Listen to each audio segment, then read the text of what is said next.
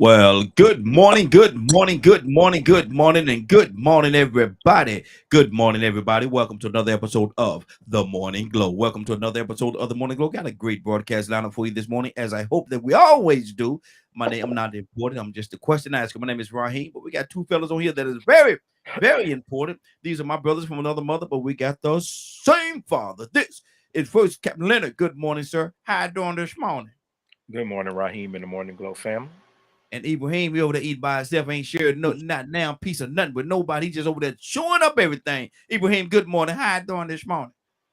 Good morning, and good morning, Captain. Good to see both of y'all here today this morning. Good to see you as well, sir. Good to see you as well. We're gonna kick this thing off and get it started real quickly this morning. Let me give you the phone number just in case you want to be a part of the conversation. Let me Moselle and ID, good morning to you as well. Lil Jesse, I think they say Lil Jesse, good morning to you. Good to have each and every one of you with us as well this morning. Um, let's kick this conversation off. This is Talk About It Tuesday. This is Talk About It Tuesday. We got people coming in. Let me see who else just came in. I got Captain just came in as well.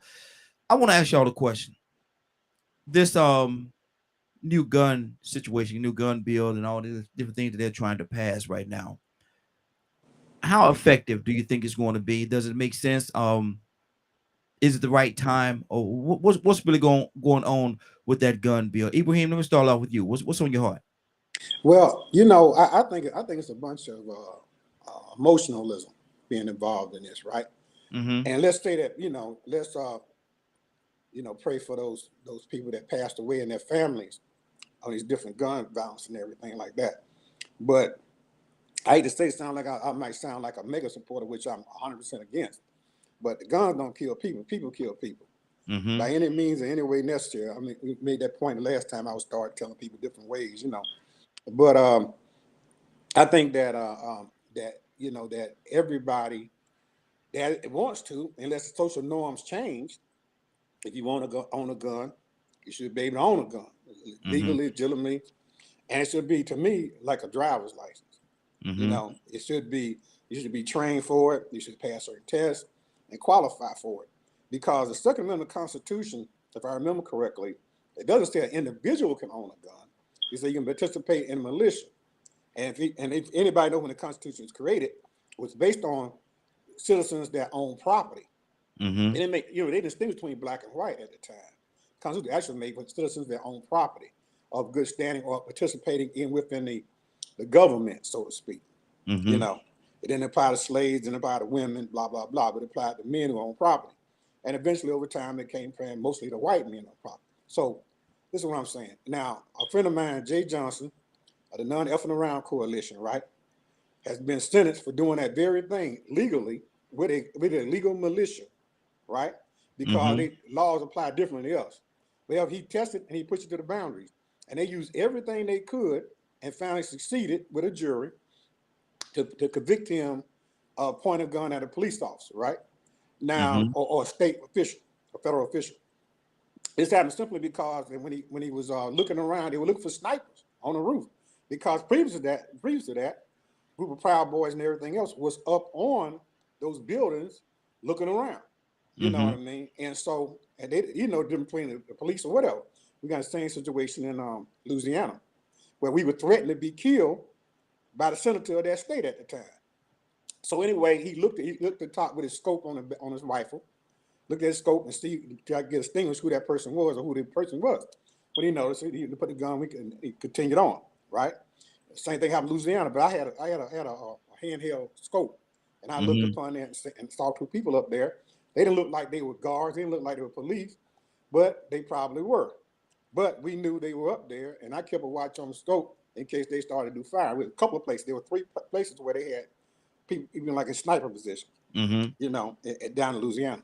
So, but I'm saying again, you have the right to bear a firearm, and Okay. people that don't have control over their firearms, right, are people that be subjected easily. And, and, Mm-hmm. and I think one thing that bring into question is Ukraine.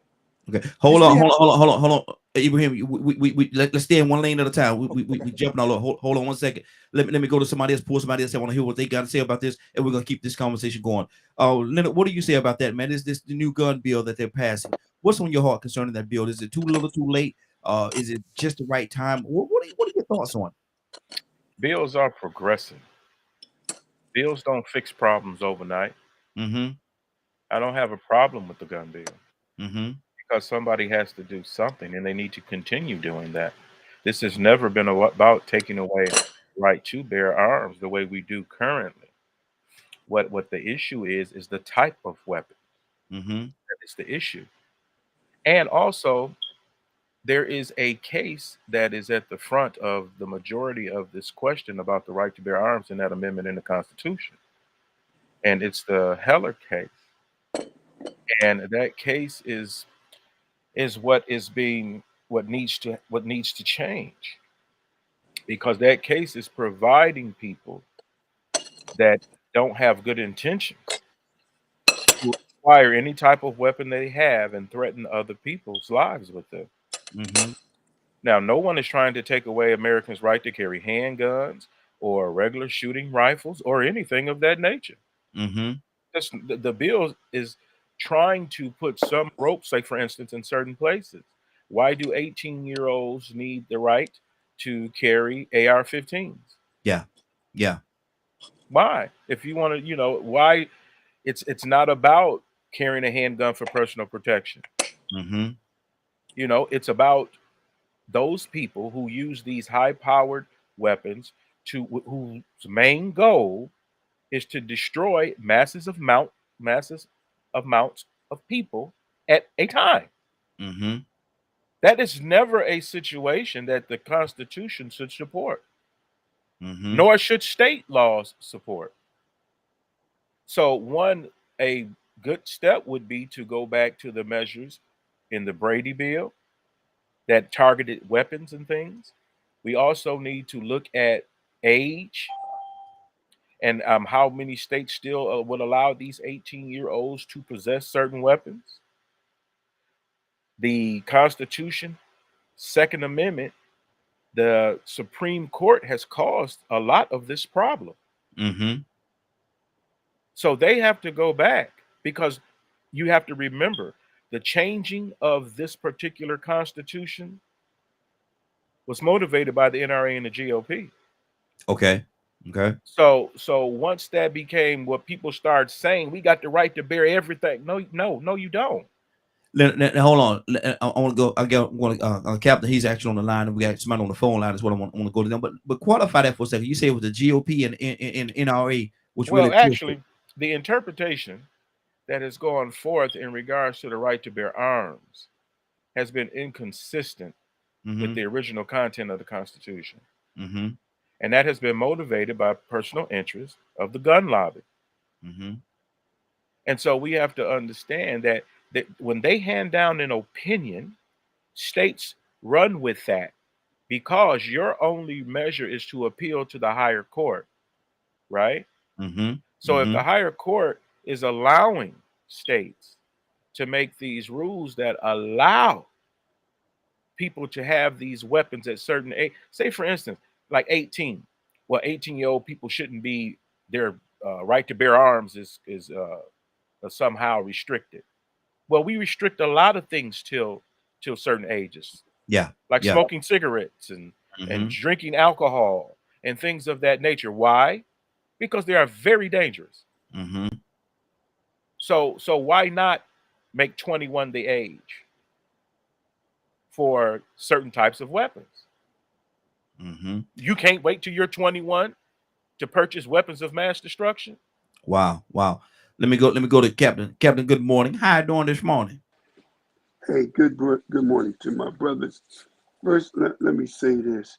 Brother Ibrahim, man, if you're going to eat in front of everybody, man, Yes, if you ain't exactly. share, no food. Exactly. And then have the nerve not to be on mute so we can hear you bumping off at the gums. I had to mute him Come myself, on. man. I had to Yo, mute that's him. what you had to do, man. The man drinking coffee. Yeah. Look like pancakes. I don't know what you're eating, but now I'm getting ready to get off and go get me some breakfast. All right, nevertheless, brothers, let me say this. I may come off as one of the smartest men in the world, but I got to confess, when it comes to this subject, it's out of my league. I have nothing to say or add to this particular subject. I'm listening to my brilliant brother Leonard, he seemed to be very much astute in the gun law, the new law. I just don't have nothing to lend to this. So I'm going to sit back and just listen, my brother, today. Thank you. Okay. Well, you know, like I said, we got this is a opening topic. We definitely got another topic, our main topic that we're going to get to in just a little bit. But I wanted to open up with this. We may talk about a couple of other things before we get to that main topic. But let me go to Curtis. Curtis, good morning. How you doing this morning? Morning, brothers. How y'all doing? Hey, doing good, doing good. We're talking about this new gun bill, Curtis. Does it make sense, man? Is it too little, too late? Is it too much? Are they trying to big brother us? What's really going on with this new gun bill? I don't really know what the new gun law is, and I don't think they really know what the new. Hey, gun talking to law your phone, is. Curtis. You're super low, brother. You're super low. I said I don't really know what the new gun law is, and I don't think they really know what the new gun law is. I think they throwing a Band-Aid on a bullet wound. See, I'm a common sense kind of thinker. You know what I mean? Like, to live through life, man, you gotta have a CSD degree. You gotta have a CSD, man. You know what I mean? So what do I mean? CSD is a common sense degree, right? So Leonard is absolutely right.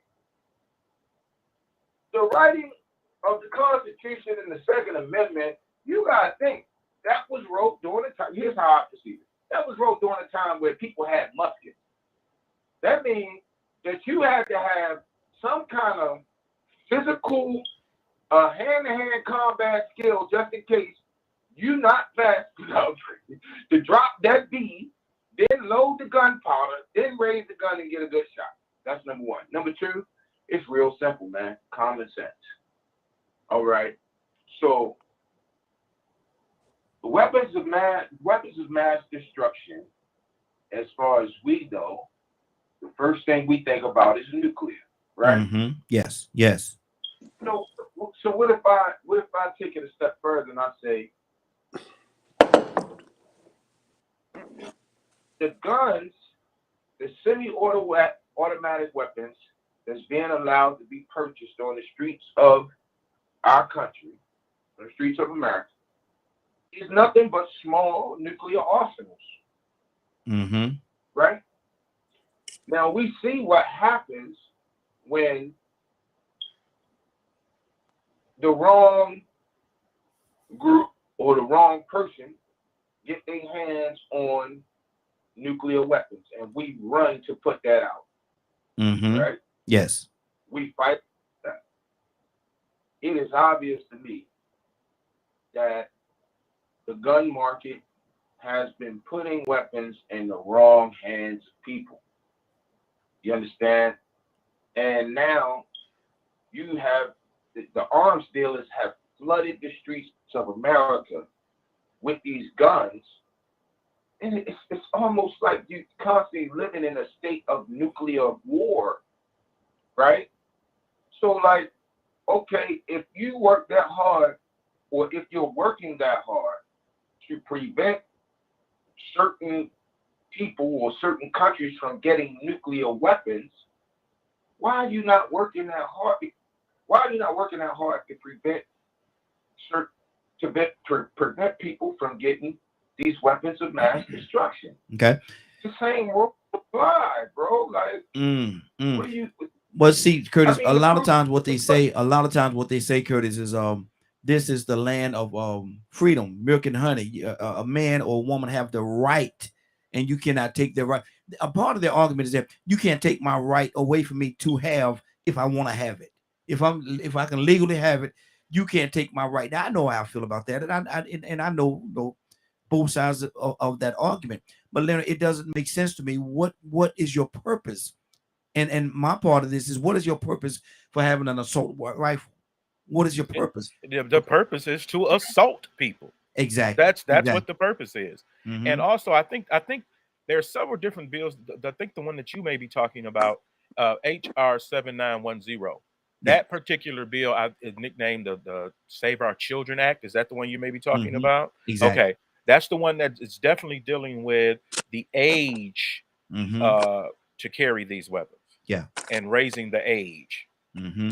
And, you know, because currently now, most places, I believe it's 18.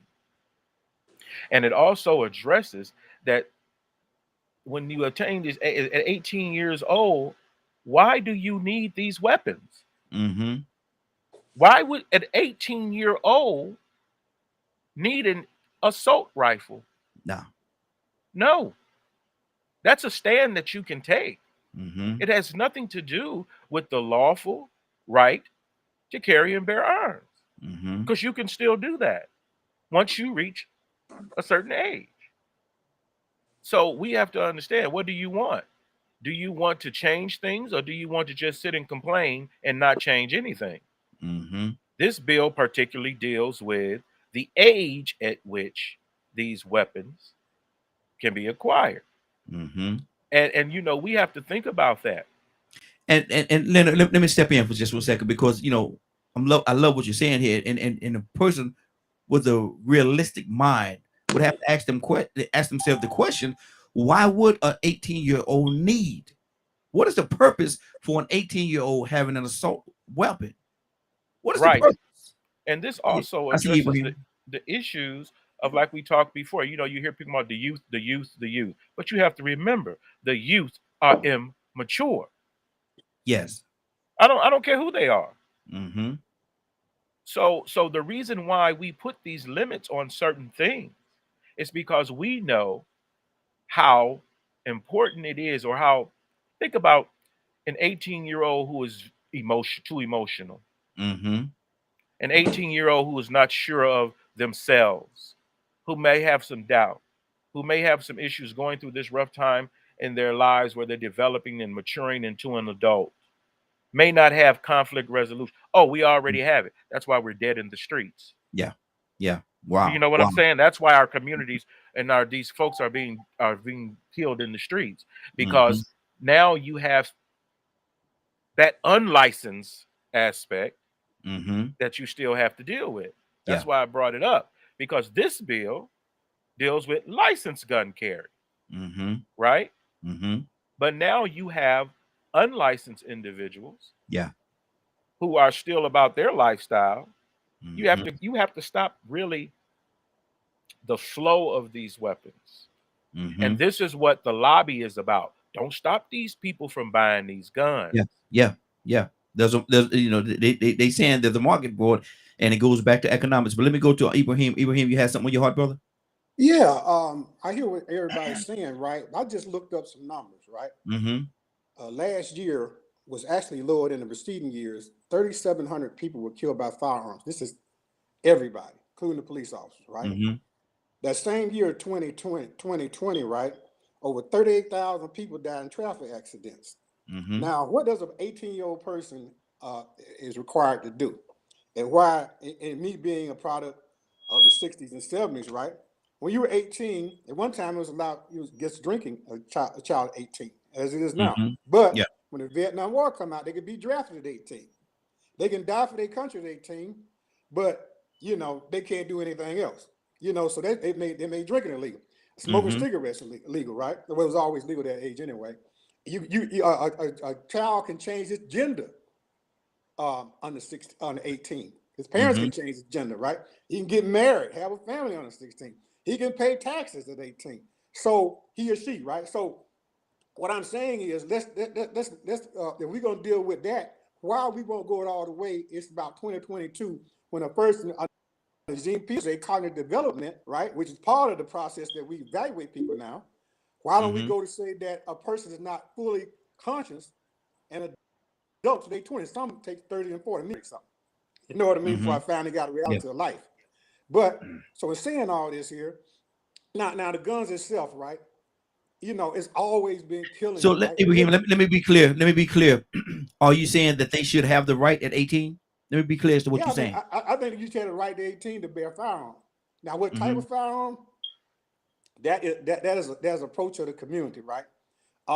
You know about, but what is an assault rifle, automatic weapon?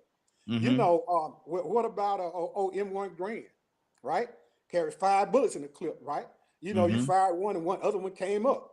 That is a semi-automatic weapon. Well, a revolver, right? You know, I shoot revolvers. I'm pretty good at them, right? Like pow, pow, pow, pow, pow. You know what I mean? The actual Gatling gun was a crank with a revolving system, right? With a hammer, bam, Yeah, bam, yeah, bam, yeah. bam. What is a revolver? The Chinese, about 5,000 years ago, had a crossbow, semi-automatic crossbow. You know, pull it back, boom, boom, boom. You know what I'm saying? So, what is what we're talking about? We're gonna limit all our rights. We're gonna have just single shot weapons. Hey, Well, see, it's good to have. I understand what you're saying, brother, but you got to look at and you're a big study of history. And what if history showed you when you get a young person of that age, that much power in their hands?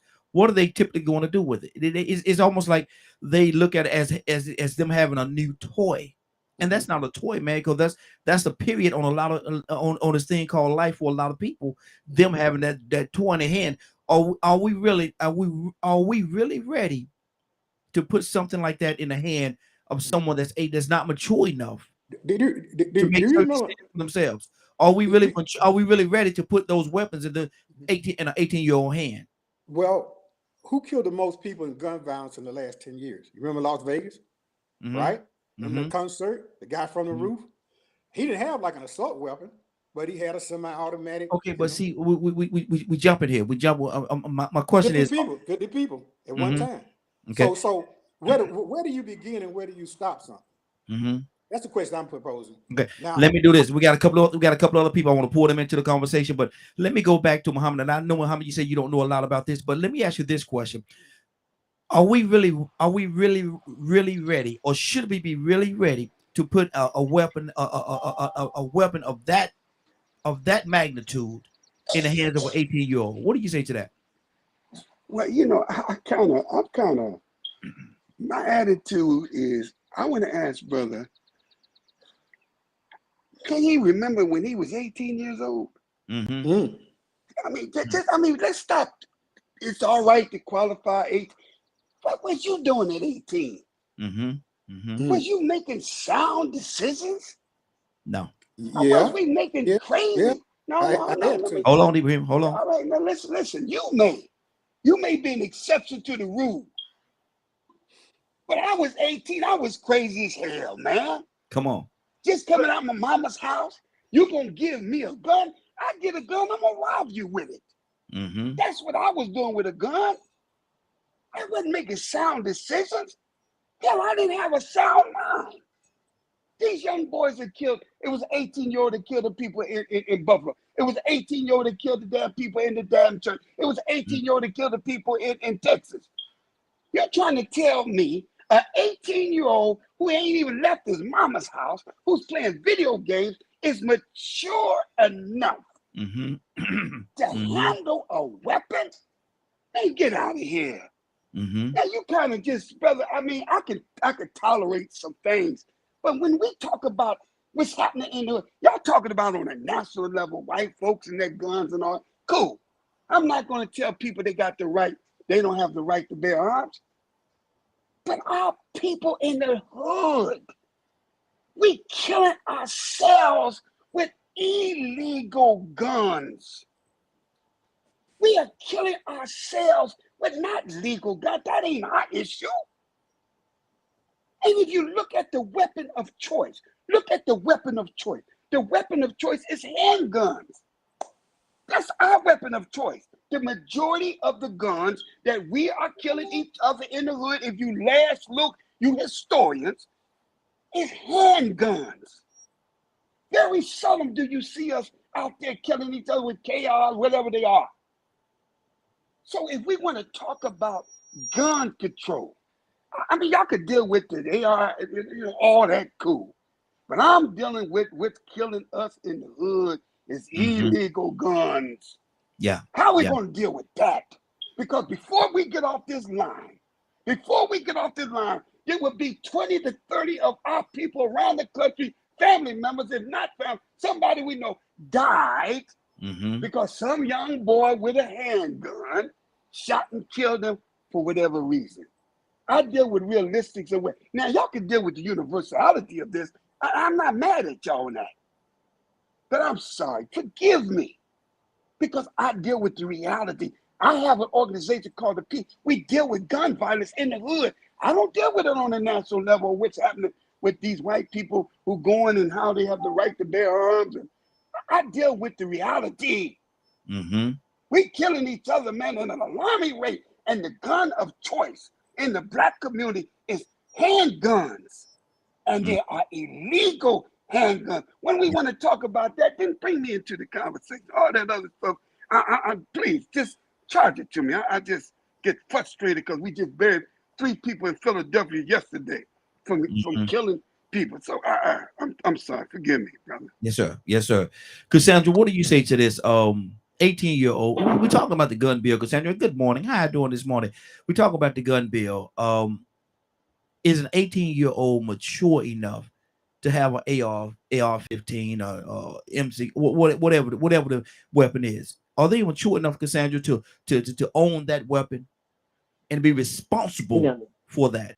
No. And we can talk about them going to the military. But in the military, they are trained to use that gun. Mm-hmm. You understand? They know something about it. They know what it's for. They're serving their country. That's something, to me, that's something. And when people try to give it out, well, they got it in the military. So what?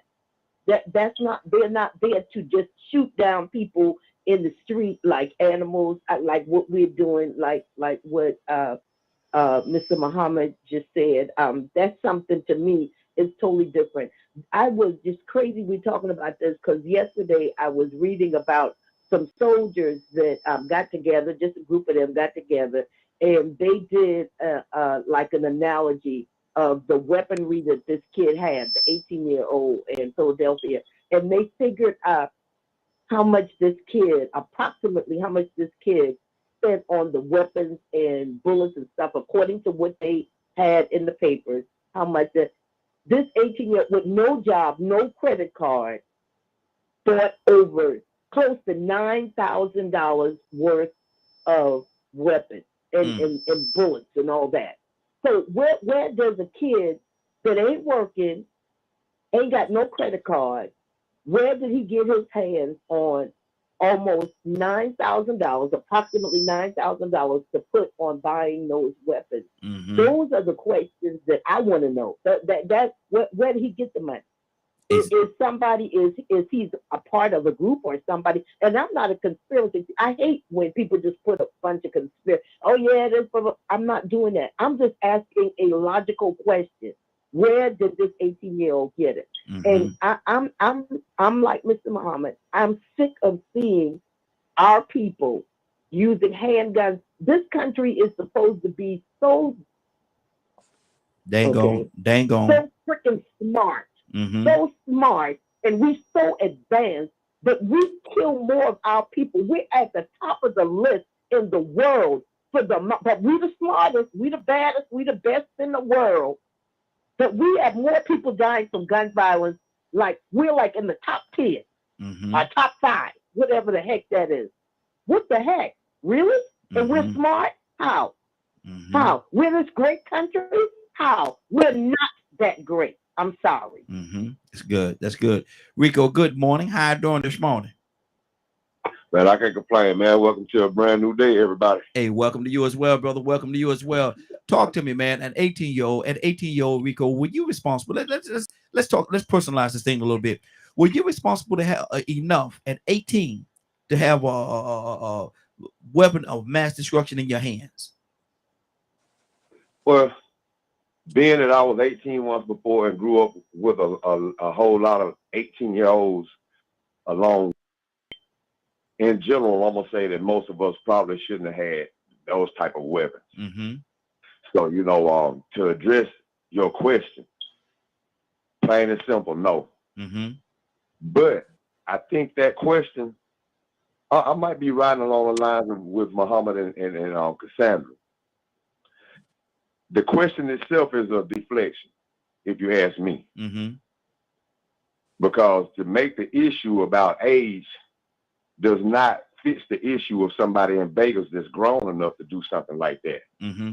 what we're talking about from the bill that we're talking about right now is based on age. That's why we're there. I get what you're saying. I Mhm. get what you're saying. So I'm not talking about what we're talking about. I'm talking about the way they address that bill. Okay, got you. Okay, if you fix that for the 18-year-old, what is they going to do for the 52-year-old? Mm-hmm.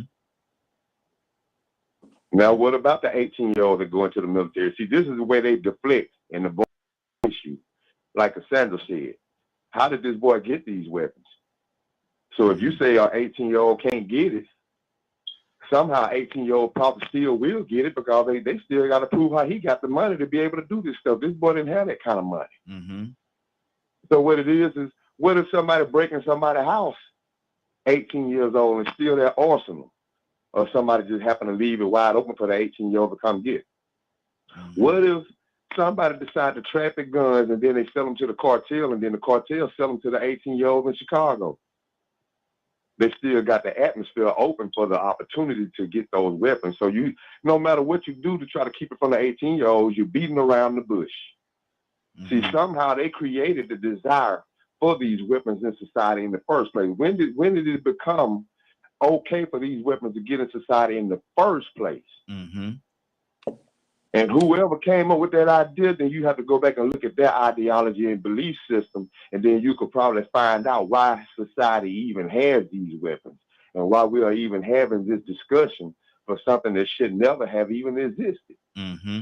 Mm-hmm. Somebody created that atmosphere. They created that opportunity. They created that desire for people to see guns like this used on TV, to see these guns used in the military, to see them used in video games from the age of 3 on up to 18, to the point where you want to get them and use them in real life because now your brain has been exposed to the type of adrenaline and dopamine and damage that this type of weapon can do.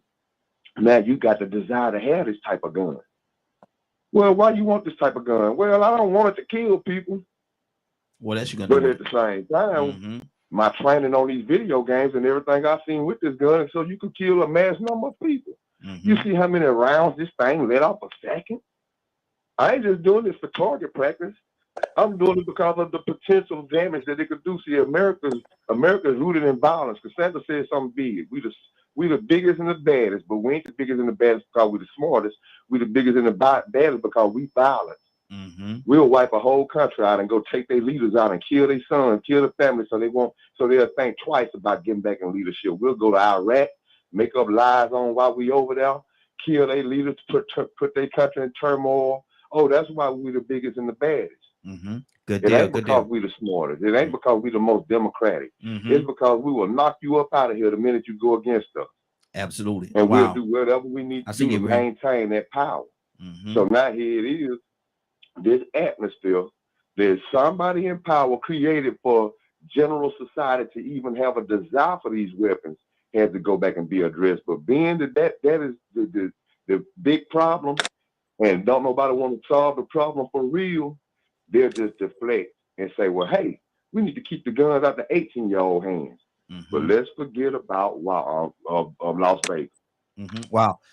What you gonna do to keep the weapons out of the mentally unstable people's hand that are old enough, or the sinister, low down people that are old enough that have an ulterior motive for a race war that would provide weapons. Okay, Rico, I gotta keep younger people after they have primed them and trained them to want to be killers. Yeah, good deal. Got to keep this thing moving, man. I got to go to let me go to Toussaint. Toussaint, what's on your heart, brother? 18 years old, man. Are we old enough? Are they old enough to have and maintain and to own weapons of mass destruction? And I don't understand it. The reason why I'm not understanding the question is because when my son, I had to sign, and I know we do the same. I hear what you're saying. Mm-hmm. But when was the last? And I'm just saying, started in the military, just the military, or as a grown. What age are you at the point where you got to get out the house? Mm-hmm. You should be able to have learned enough to leave home. Mm-hmm. What age is it?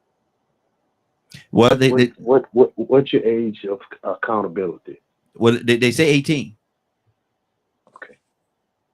So here's what we don't do. It's just my part of the conversation. We don't prepare children to be grown-ups. We expect, how long you want them to be children? Mm-hmm. Now I understand, because we live in a society that we don't train our children. Most, but I don't know. I'm just saying, it don't seem like it. Yeah. Because they don't know what to do. Mm-hmm. Some of them, not all of them, but for the most part, you hear their conversation, you're confused. You see how they handle things, you're confused. You see how they operate and they talk, the communication, it confuses you. Mm-hmm. Even for the most part, not all of them, but for the most part, we're wondering what direction have our young folks gone? Well, here's the thing about that. It's your fault. Wow. Not your fault. Yeah. It's our fault. Mm-hmm. And other people of other nations, I guess, they start their children off at a young age to do different things. If they want them to kind of guide them, and at a certain age, they can go across the world and survive. Mm-hmm. We can't survive in this country. Wow. Just the most powerful nation in the world. Mm-hmm. If you send your child out, for the most part, they won't make it because they don't know how to operate. Exactly. So I would say it should be, but they're just not, because we don't prepare. Mm-hmm. So your answer will be no. Don't give it to them. Give it to them. Not now. We shouldn't, because we don't prepare them. Mm-hmm. Okay. But if you see my son, I signed for him to get out. Mm-hmm. You have to do something. Matter of fact, I took his clothes out the drawer and the closet and put him at the front door. Lord. When he was seven, he was about to be 18. Mm-hmm. Here's the scenario. I know I'm out of time, but you have to figure out what you're gonna do. Mm-hmm. I'm not putting you out, but you can't turn the air conditioner on 65 because you're hot. Mm-hmm. And go out all day and all week and not come back with a job because you don't want to flip hamburgers. Well, sir, you got to do something. Because you can't lay up here. And you can't hang out because they're going to kill you out there. Good deal. Hold on, Tucson. Got to keep this thing. Hold on. Let me do that. Hold on, Ibrahim. Hold on, brother. Ibrahim, hold on, brother. What I'm gonna have to do. Like my video side of it is frozen, so I'm gonna come out. Ibrahim, I'm coming to you. Go ahead, and I'm coming right back. I gotta refresh my page. But go ahead, Ibrahim. Go ahead. My suggestion was, why don't we have pro and con? Now it seems right now, Tucson, Rico, and myself, right? We are pro people having guns under the age of 16 for different reasons, right? Almost the same reasons that I talked about when I was assaulted. But look, a question Muhammad asked me, what was I doing when I was 18 with a firearm? You know, I was given a firearm the same year I learned how to drive, and I was 10 years old. I got a 22 rifle. We lived in the city of Atlanta, but we lived on the outskirts, or you say the suburbs, and there was still wild animals running around, still packs of wild dogs. There were still raccoons and stuff like that, right? And 22 rifle is a very good rifle if you can shoot it right to bring rabbits home, you know, which we used to eat rabbits. And but my dad showed us we were raised up to have responsibilities in every different thing. Not saying we didn't have accidents. Kids start playing army with the real thing, but we didn't do that. But we had responsibility. When I was 18, and you heard my story. I told y'all my story. I was with SCLC when I was 17. Before Martin Luther King killed, I was with SNCC, and I was with the Republic of Africa, and then the Black Panther Party, become militant and everything. I was trained with weapons. Some of the best soldiers came over in Vietnam. Marines that trained me how to use weapons and stuff, and how to use my body as a weapon. But my point of matter is, I think it was Tucson said, it's your upbringing. You got to have some mental upbringing. And then in a city, you come up, you don't have no responsibility. You hang out. They tell you to take out the garbage. You want to argue about that. They tell you to go to work. You want to argue about that and everything. Listen, It wasn't like that. You didn't argue about it. When you were 2 years old, they told you what you had to do. And from then on, you did what you were told to do until you got grown and you left. You didn't know, they didn't have to, I was grown at 13, when I wanted to go. But, and I left about the time I was 16, 17, or 18, right in that area. So listen, you can come up to be a responsible adult. I raised my sisters and brothers, I aided in that. So, and my stepsisters. So what I'm saying is that if we're gonna put responsibilities, we're gonna isolate age or a group of people in a group of age, right? Then we have to take responsibility for it. The problem in our community is not with the guns per se. It's the problem that we don't control our community. The problem with the police is that we don't control our communities where people that respect us and know that what happens if you harm somebody in our community. Anybody can walk in our community anytime, create all kind of violence. We do it all the time, right? But we don't really address our communities and the problem. Guns are not the problem. People are the problem. Community, lifestyle, people are the problem. All those movies, remember Miami Vice? Remember those days when the Cubans were bringing in all that cocaine and everything? People shooting up. That was just so exciting and accessory. Everybody had to have an automatic weapon. Well, hey, that's what it is, right? But we can change that by taking care of our communities and demanding responsibility at our youth at a young age. And I started to mention, now I'm gonna end this real quick, about us being pro and the con group. Like I said, over there right now, it's happening overseas, right? The reason I mentioned that was because when they said they had to scrounge with guns, they had to scrounge with rifles and stuff like that. And it's that every child with 15 up, 13 and up, 30 had to seconds. go defend their country. Mhm. Yeah. You know what I'm saying? They had to go defend their country right there on their own ground. And they had to find guns, and people weren't even trained for it. They had to reach back 20 out of that to get people that knew how to fight. You know what I'm saying? So this is a reality that where we live in. You think America's big and bad and we can't be assaulted? January 6th. I rest my case. Hold right there. Badger, good morning. How you doing this morning? Good morning. We talked about weapons of mass destruction, assault weapons in the hands of an 18-year-old. Badger, does that make sense? How do you feel about that?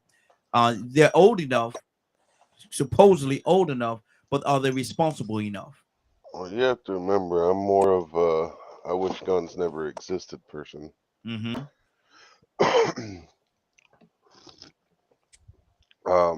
Because half them kids probably don't even know how to use a bow and arrow, what it looks like to use a knife, or none of the stuff that actually makes you strong. It's really easy to pull the trigger.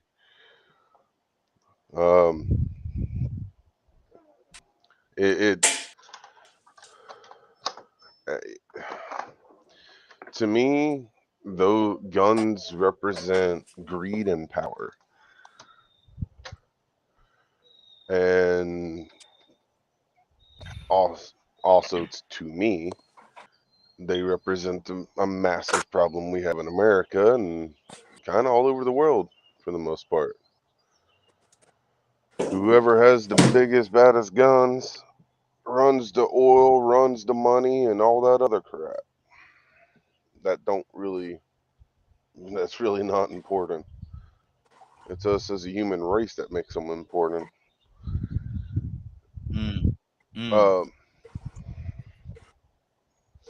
And it's just why.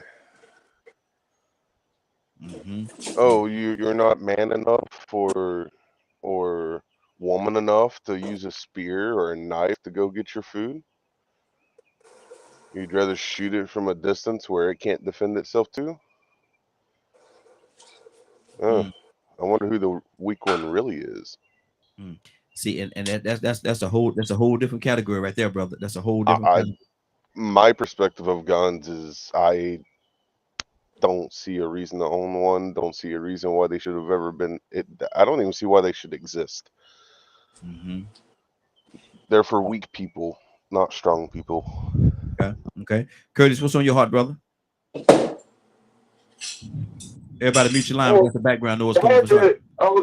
Although it's a different category, it lines right up with what you're talking about, Ryan. Because when you look at it, man, these kids are cowards, man. Let's just call a spade a spade. You got a population of kids who don't even know what it's like to get your hind parts tightened up by your parents, right? And then when you think about, let's clear something up here, because I hear some things that's misleading. Let's look at America's history with guns, period, right?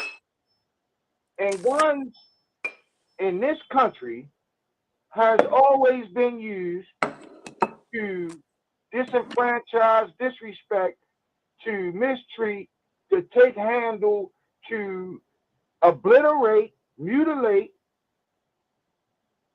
a given culture and or segment in the society that there was a fear that they might be more powerful than the society in charge.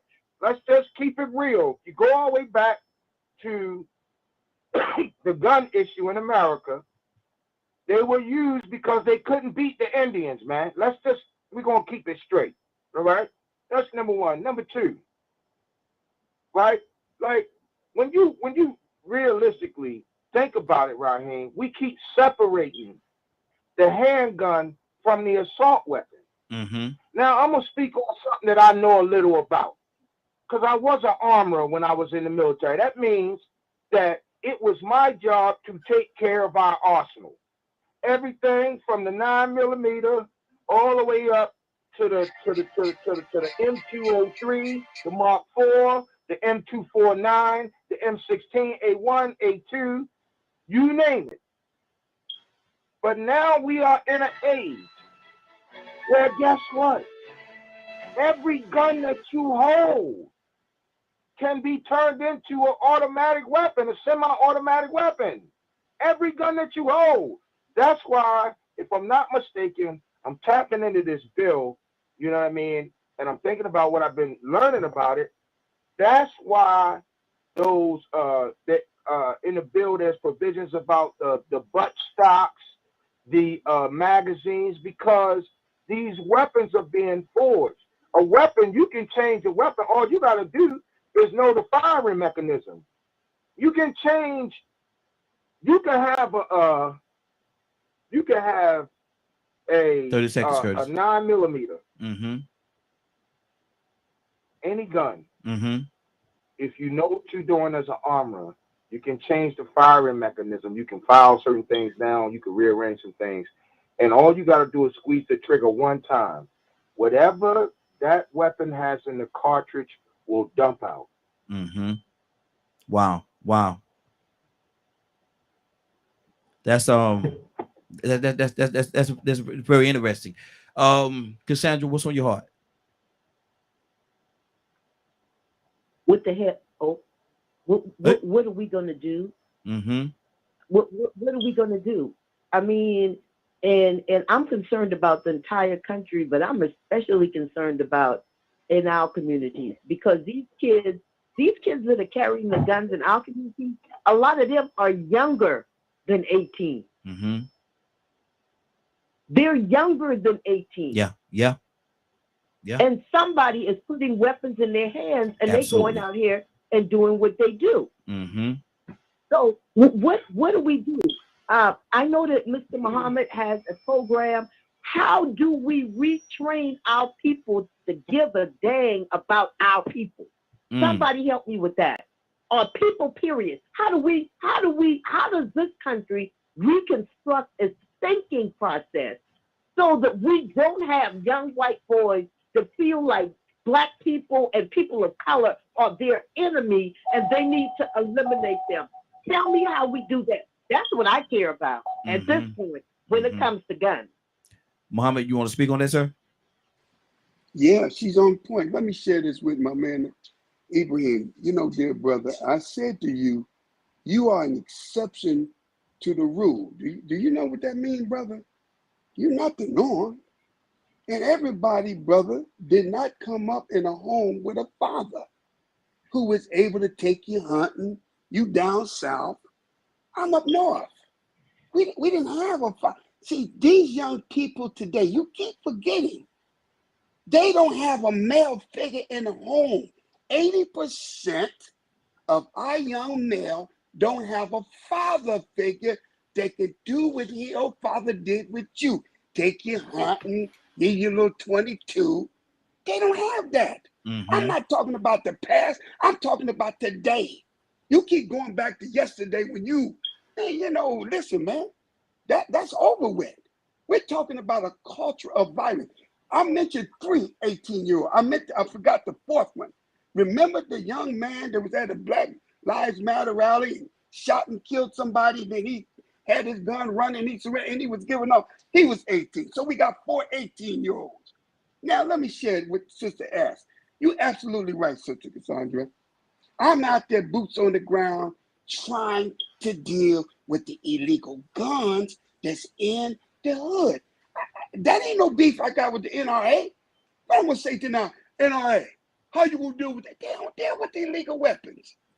We have a program, sister. This is very important for y'all to know this, because I'm committed to this. One of the things we have to deal with in the Black community to rid our community of illegal weapons is that every mama knows that their son carries a weapon. For a mother to act like she don't know her son have a weapon, that's a lie. If you're in public housing and your son carries a weapon and that weapon is used in any homicide or any crime, that in public housing, and that son live with you, you should be kicked out of public housing. We got to hold the mama accountable. So she got this, don't bring that gun up in here, boy. Oh, they'll take my check and they'll kick me out of here. You take that gun somewhere else. Mamas know their boys carry weapons. We got to start somewhere. We got to, as men, begin to talk to our young men and let them know, like brother said, you don't need no gun. Can you thump? If you want to settle your difference, ain't gonna be no gun. But here, what you do? Give me your gun, partner. Give me. You want to settle the beef? Let's go to the park. All right, your crew stand over here. My crew stand over. And let me take your weapon. Now get in the middle of the ring and let's duke it out. Yeah. We got to go back to teach them how to deal with conflict resolution. This is reality in the Black community. I can't speak on nothing else. That's what I'm committed to. How to get rid of the illegal guns out of these young men here that's killing everyone. And you're right, they're younger than 18. So I'm talking about that. I'm not talking about the white kid who could go and get his parents. See, young men can't go and get a legal weapon in the Black community because most of them got felonies. Most of them can't do it. So we don't get legal weapons. But they coming in the community by the truckloads. The pipeline between North Carolina, Baltimore, up to New York is unbelievable on the guns that gets in the hands of these young men. So you're right. You can turn a gun into an automatic weapon, Brother Chris. I seen that on a video. But what are we going to do about it? We can talk about it, but it's a reality. That's all I'm going to say. Okay, let me ask you a question, Captain. Hold on one second. Hold on. Let me ask you a question, Captain. What do we do? Because this is also, and I love what you said, but this is also reality as well. What do we do with the mothers that know that their son have the weapons, but they're afraid of their sons? Because in some situations, I like what you do. Call Captain D and the Peacekeepers, and I'll come and talk to that young man. Say, let me say this, partner. All that gun you got up on your side, you get ready to get your grandma kicked out of the project. You getting ready to get grandma in trouble. Now here how we gonna do this, young man. This back gun, that ain't working. You're gonna try to buy guns back. They bringing all the broken guns, the twisted guns, the guns with no bullets. You got to deal with the reality. These young men are protecting themselves. Their attitude, they did an article. It was in New York Times. They asked the young man, well, they got a stiff gun law. If you get caught with a gun, you get a mandatory 1 year. How do you feel about that, young man? He said this, I'd rather be caught with a gun than to be caught without one. We have created an environment that most of them, for real, believe gun is a sense of safety and protection. It does give them power, but in reality, it's a detente. The detente is the same way to America. The reason why America won't shoot off a nuclear warhead to Russia, because Russia got the same nuclear shooter. So it's an equal balance. But we have to deal with that. Yeah, exactly. Somebody else wanted to say something a second ago. Who wanted to say something?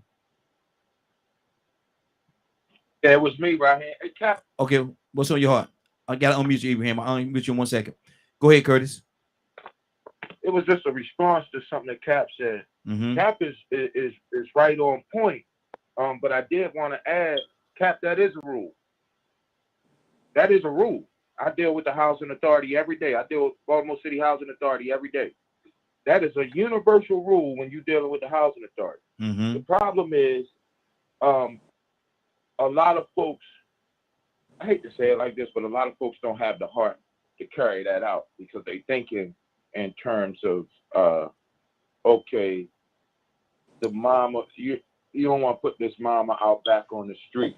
So they thinking in terms of, okay, if we put her out, we're gonna add the homelessness. It's just like if your house get raided, if your house get raided, even if they don't find no drugs and you live in the housing, they will automatically evict you from that housing and pull your voucher. But Cap is right. There needs to be some more accountability.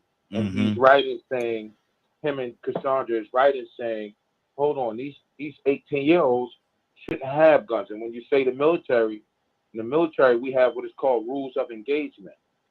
When you heard the brother talking about his father was teaching him rules of engagement. You got a population of 14, you got a population of 12-year-olds. We talking about 18-year-olds. I'm talking about 12. I'm here in Baltimore. We got a population of 12-year-olds that's walking around with pistols, man. You understand? Well, yeah. And Cap was right. Cap was right in talking about the weapon pipeline. See, man, I hope they don't. Man, you know what? God been good to me, so I can say it. 95, Highway 95. That's the drug transit. Okay, so that's where the focus is on 95. Why? Because you can catch a large number of black folk on 95 trafficking drugs. You ain't gonna get out on 81. You know why? Because 81 is the gun traffic lane. So many guns travel from 81, right, to these cities that Cap just named. Here's what's crazy, Raheem, and I'll just end with this. Here's what's crazy. Guess how far 81 actually go down, Raheem? What's that? 81 runs you pretty much all the way down to Charleston. 26 turns into 77, correct? Yeah. Right? Yes. 26 also turns into 85, right? Yeah, it does. 77 turns into 81. I don't know about that. 81 runs you all the way to Maine. You get out. That's where all of the guns are being trafficked. You get out of my pay grade now. Highway 81. And Obama said it, and they tried to say he was lying. Okay. All right, Curtis, we gotta keep it moving. Ibrahim, you wanted to say something, brother? Yeah, I wanted to address was addressed to me, right? You know, and I did say community. You know, passing laws never helped us in the black community. God knows. And about getting shot with a gun, I was shot by a firearm. I think I showed that to you a long time ago. My left arm was almost blown off. It still ain't straight now, right? And I was shot and it went in my back. But what I'm trying to say is, when I got shot, I didn't have mine. You know, I got dropped on. And I understand that guy in New York saying that. It's better to have one and go into jail than caught without one. But it's the environment. That speaks of the environment that we come up in and how our community deals with us. It's not just about the single mother, because we don't live on an island. It's not about the single father or the guys leaving home or father here, father there. It's a community thing. We learned that, and Sister Cassandra brought about, we learn how to love each other as human beings. When you come up in a protective community, right, then you have expectations. You have expectations of how you're going to act in that community. You won't act in the same way. So it's not just, it's all of us participating. All black children in my church. I'm a boots on the ground too. I walk, people think I'm crazy. I walk in the areas where there's white or black by myself, armed or unarmed, right? I usually don't have one on me, but I have one near me. Armed or unarmed, I walk in these communities, right? And down south, look here, and going to black community and they're controlled by white people, I'm telling you, you know, if you want to live, you better be about living. You know what I'm saying? So I'm about trying to get people in our community to come together and be responsible for our children. If you raise a child for 20, 30 years, he's going to be a child the rest of his life.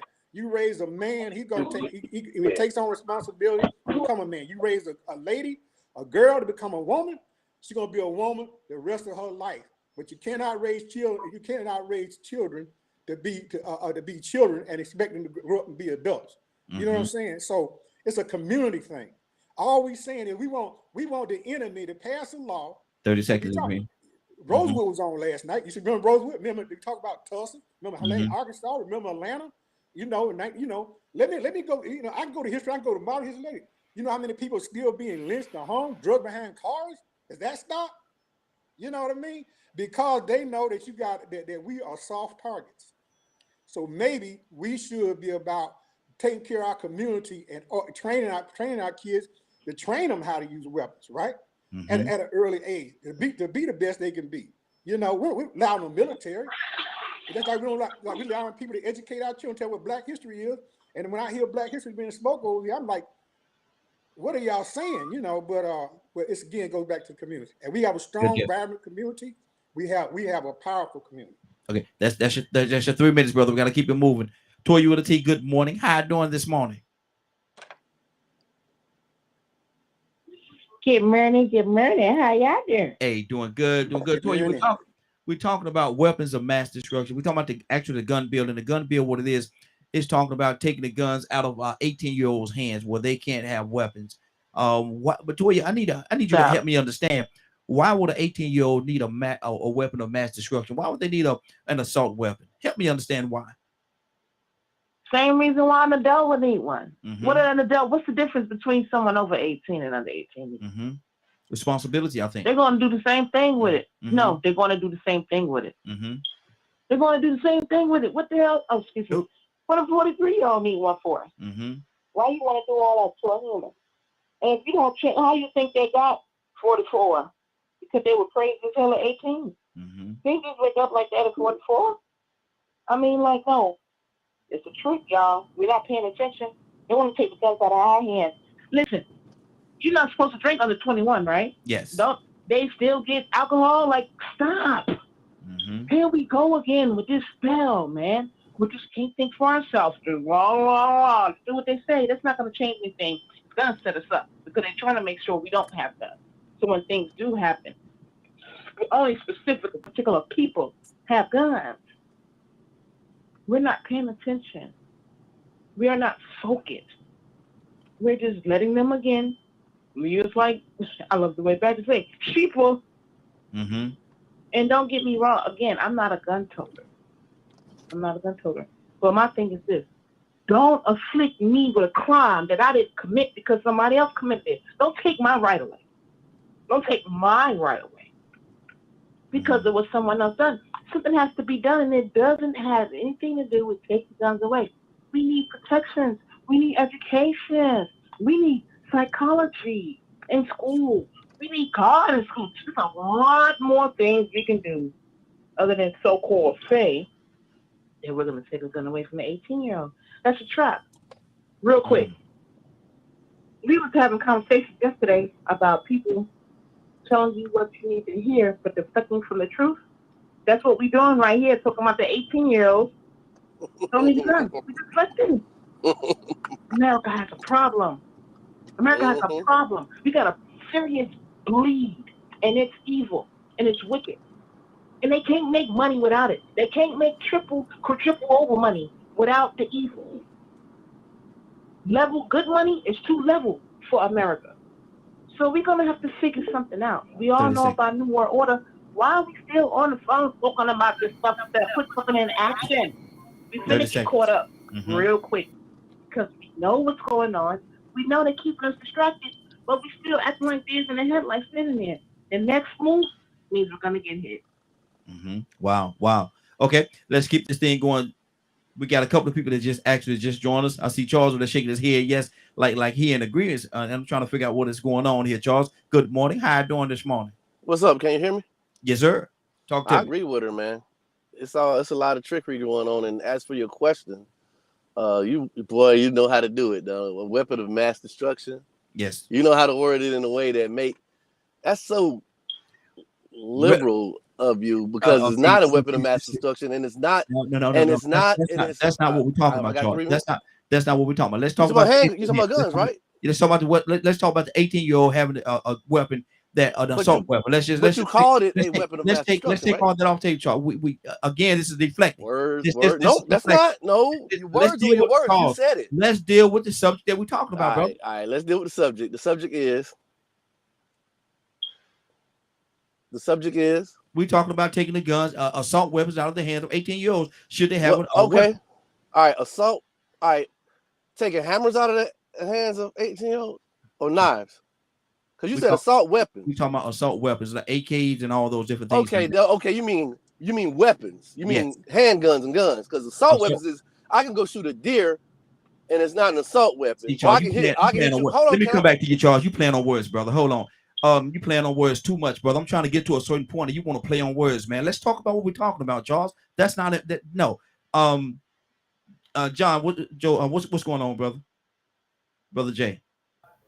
Good day, everyone. How you guys doing today? Hey, doing good, brother. What's with your heart? We're talking about a subject, man, and we getting distracted. I'm trying to stay on a certain place, and we going all over the place. Let's deal with what we're talking about and stay there.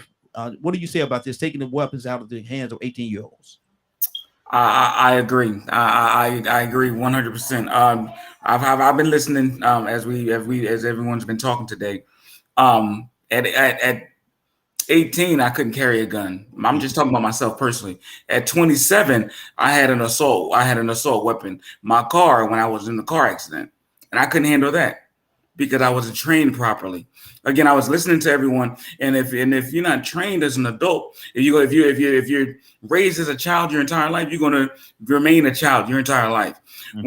When the Bible says, train up a child in the way that they should go. So you're training them. You got to start teaching them. You're going to become a man soon. That's what schools are. I teach my son now. You're about to graduate school, high school. That's letting you know you've got your training now you have all the tools necessary to function as an adult. Mm-hmm. You went to school on time. That's teaching you to be on time for work. You got good grades. They taught you to do good work. You listen. You respect your authority, your teachers, your principals. That's teaching you. If we're not taught how to use weapons, we're going to use them frivolously. And we're going to end up hurting someone else or even ourselves. Now, I agree with the people as well. The young man who said, I'd rather be caught with a gun than without one, because you need protection in these days. Everyone thinks that your gun is your protection. But if you don't know how to use it, you're killing yourself before you even have the gun. Yeah. So I agree. There should be more training. As far as these people say assault weapons, anything can be an assault weapon, like my brother Charles was saying. If I had a hammer, I can go in there and knock you upside your head. I used it to assault you. That's an assault weapon. So we have to be trained. Again, we're trained on these video games, how to shoot people. We're trained on TV, all these shooting and these war shows. We're trained every day on how to take a life, not knowing that once you take that life, in a movie, that actor is going to get up and go home and make good money. But once you take a life and not on script with a real gun, that person is never coming back, and there's consequences to everything you do. So that's what I would say to this matter. Okay, and see, my thing is, and I do understand what y'all talking about. You can turn anything into an assault weapon, but we veering off of what we're talking about. We specifically talking about today the weapons, the guns. That's what we're talking about. We're not talking about a hammer. We're not talking about a bow and arrow. We're talking about the guns, and that's exactly what we're talking about. And we talked about deflecting yesterday. If we add all the other things into the conversation, it's deflecting from what we're talking about. And so let's stay on topic. Let's stay on topic. If we're talking about guns, let's talk about guns. Y'all want to talk about hammers next week? We'll talk about hammers way out Wednesday. Y'all want to talk about hammers being a weapon of mass destruction? We'll talk about that tomorrow. If you want to talk about a knife being a weapon of mass destruction, we'll talk about that tomorrow. But today, what we're talking about, and let's stay on topic of what we're talking about. We're talking about the guns is what we're talking about. Rico, what's on your heart, brother? I'll come back to you, Badger. First, I'm trying to figure out who all these people talking in the background on here. I see a lot of people mouth moving, but they ain't heard it. It's sort of funny to me. But listen, man, I get where everybody is coming from, and I sort of hit on this earlier. I get what the topic is. And just like, you know, what Curtis did was sort of deflection when he threw the liberal in there. That sort of threw everything to another direction. Sort of took our mind off of what was going on. But with the comment that I made earlier, and pretty much what Toya is saying, is that just targeting the 18-year-old individual is still a deflection from the bigger picture. That's true. Because it still doesn't solve the problem of the 52-year-old or 45-year-old in Las Vegas that killed 50-something people and injured 400 and something. He had an arsenal, and his bread wasn't done either. So what are we going to do about that? It's just not the 18-year-olds that are doing it. But then we really are missing it. See, I feel like what I was saying earlier, and especially what Toya said, just targeting the 18-year-old is a deflection to also still say that we need these guns. The question is why do we have this appetite for destruction? See, this appetite for destruction that exists has made it possible for, even if you do ban semi-automatic weapons, guess what somebody gonna do? They're gonna make ghost guns. Things are gonna evolve, and they're gonna find a way to move around the laws. Right now, you can take a Glock or a 9mm pistol, go to a gun store, buy a chassis made in the form of an AR-15, slap that pistol in now, and that pistol ain't no pistol no more. So are they going to ban the chassis? The chassis are, they did that with the bumper stock. Made it act like an automatic weapon. People are going to continue to evolve and get these guns and do what they want to do with them. They're going to continue to buy them and sell them to young children. The government is going to continue to smuggle them to cartels. And So what I'm hearing you say is it's the sickness of man. It's the sickness of man. And they just deflecting by targeting the 18-year-olds when really and truly it's the appetite for destruction. It is the atmosphere that exists that makes people, I said it earlier, they seen it on TV, they seen it in movies, they seen it on Rambo, they seen it on Commando, they seen it on Call of Duty, and that atmosphere exists, and it makes you have that dopamine and that adrenaline rush. And I'm gonna tell you something, ain't nothing more, ain't nothing more exhilarating than feeling the power of 30 rounds coming out that thing and fire extending out that muzzle that far. Man, ain't nothing. You just sit there, all the emotions that go through you, you think about all the damage you can do. That's why I love them. I love them for the wrong reasons. I love them because I could tear some mess up. 30 seconds we go. Good deal. So that appetite for destruction, I even have it. Some of these 18-year-olds that go into the military, once they get exposed to these weapons, they get an appetite for destruction. So they start loving war. That's what America is about, and it's profitable. So the deflection really is the 18-year-olds, because the rest of the problem is still going to exist. And the 18-year-olds going to be able to go and find the other ways to still get it. And let me explain to everybody that's listening the reason why. Because the bill that we're talking about, that when we started out talking about a specific bill that is saying that's dealing with the 18-year-old. So that's why we're there. It's not that we're targeting anything, but we're dealing with the bill that is being passed right now, that they're trying to pass, in saying that 18 years old are not responsible enough and don't have what it takes in them at that age to be able to maintain or be responsible for that. So we're saying the bill is a deflection. The bill is a deflection, and like Curtis said, it's like it's like your arm getting cut off, and then they saying, "Hey, he's missing a limb. Bring me a Band-Aid." Wow. Leonard, what's on your heart, brother? Well, actually, I'm just listening because of the topic, and actually, people need to be aware of what the bill says. There's other things in the bill. This whole notion that doing nothing works, to me is crazy. I mean, I don't understand. You all are supporting things based on some feelings that you may have, not addressing the issue on the reason for the bill at all. So I can't really comment very much unless you ask me specifically. What what are you looking for? What is your intention?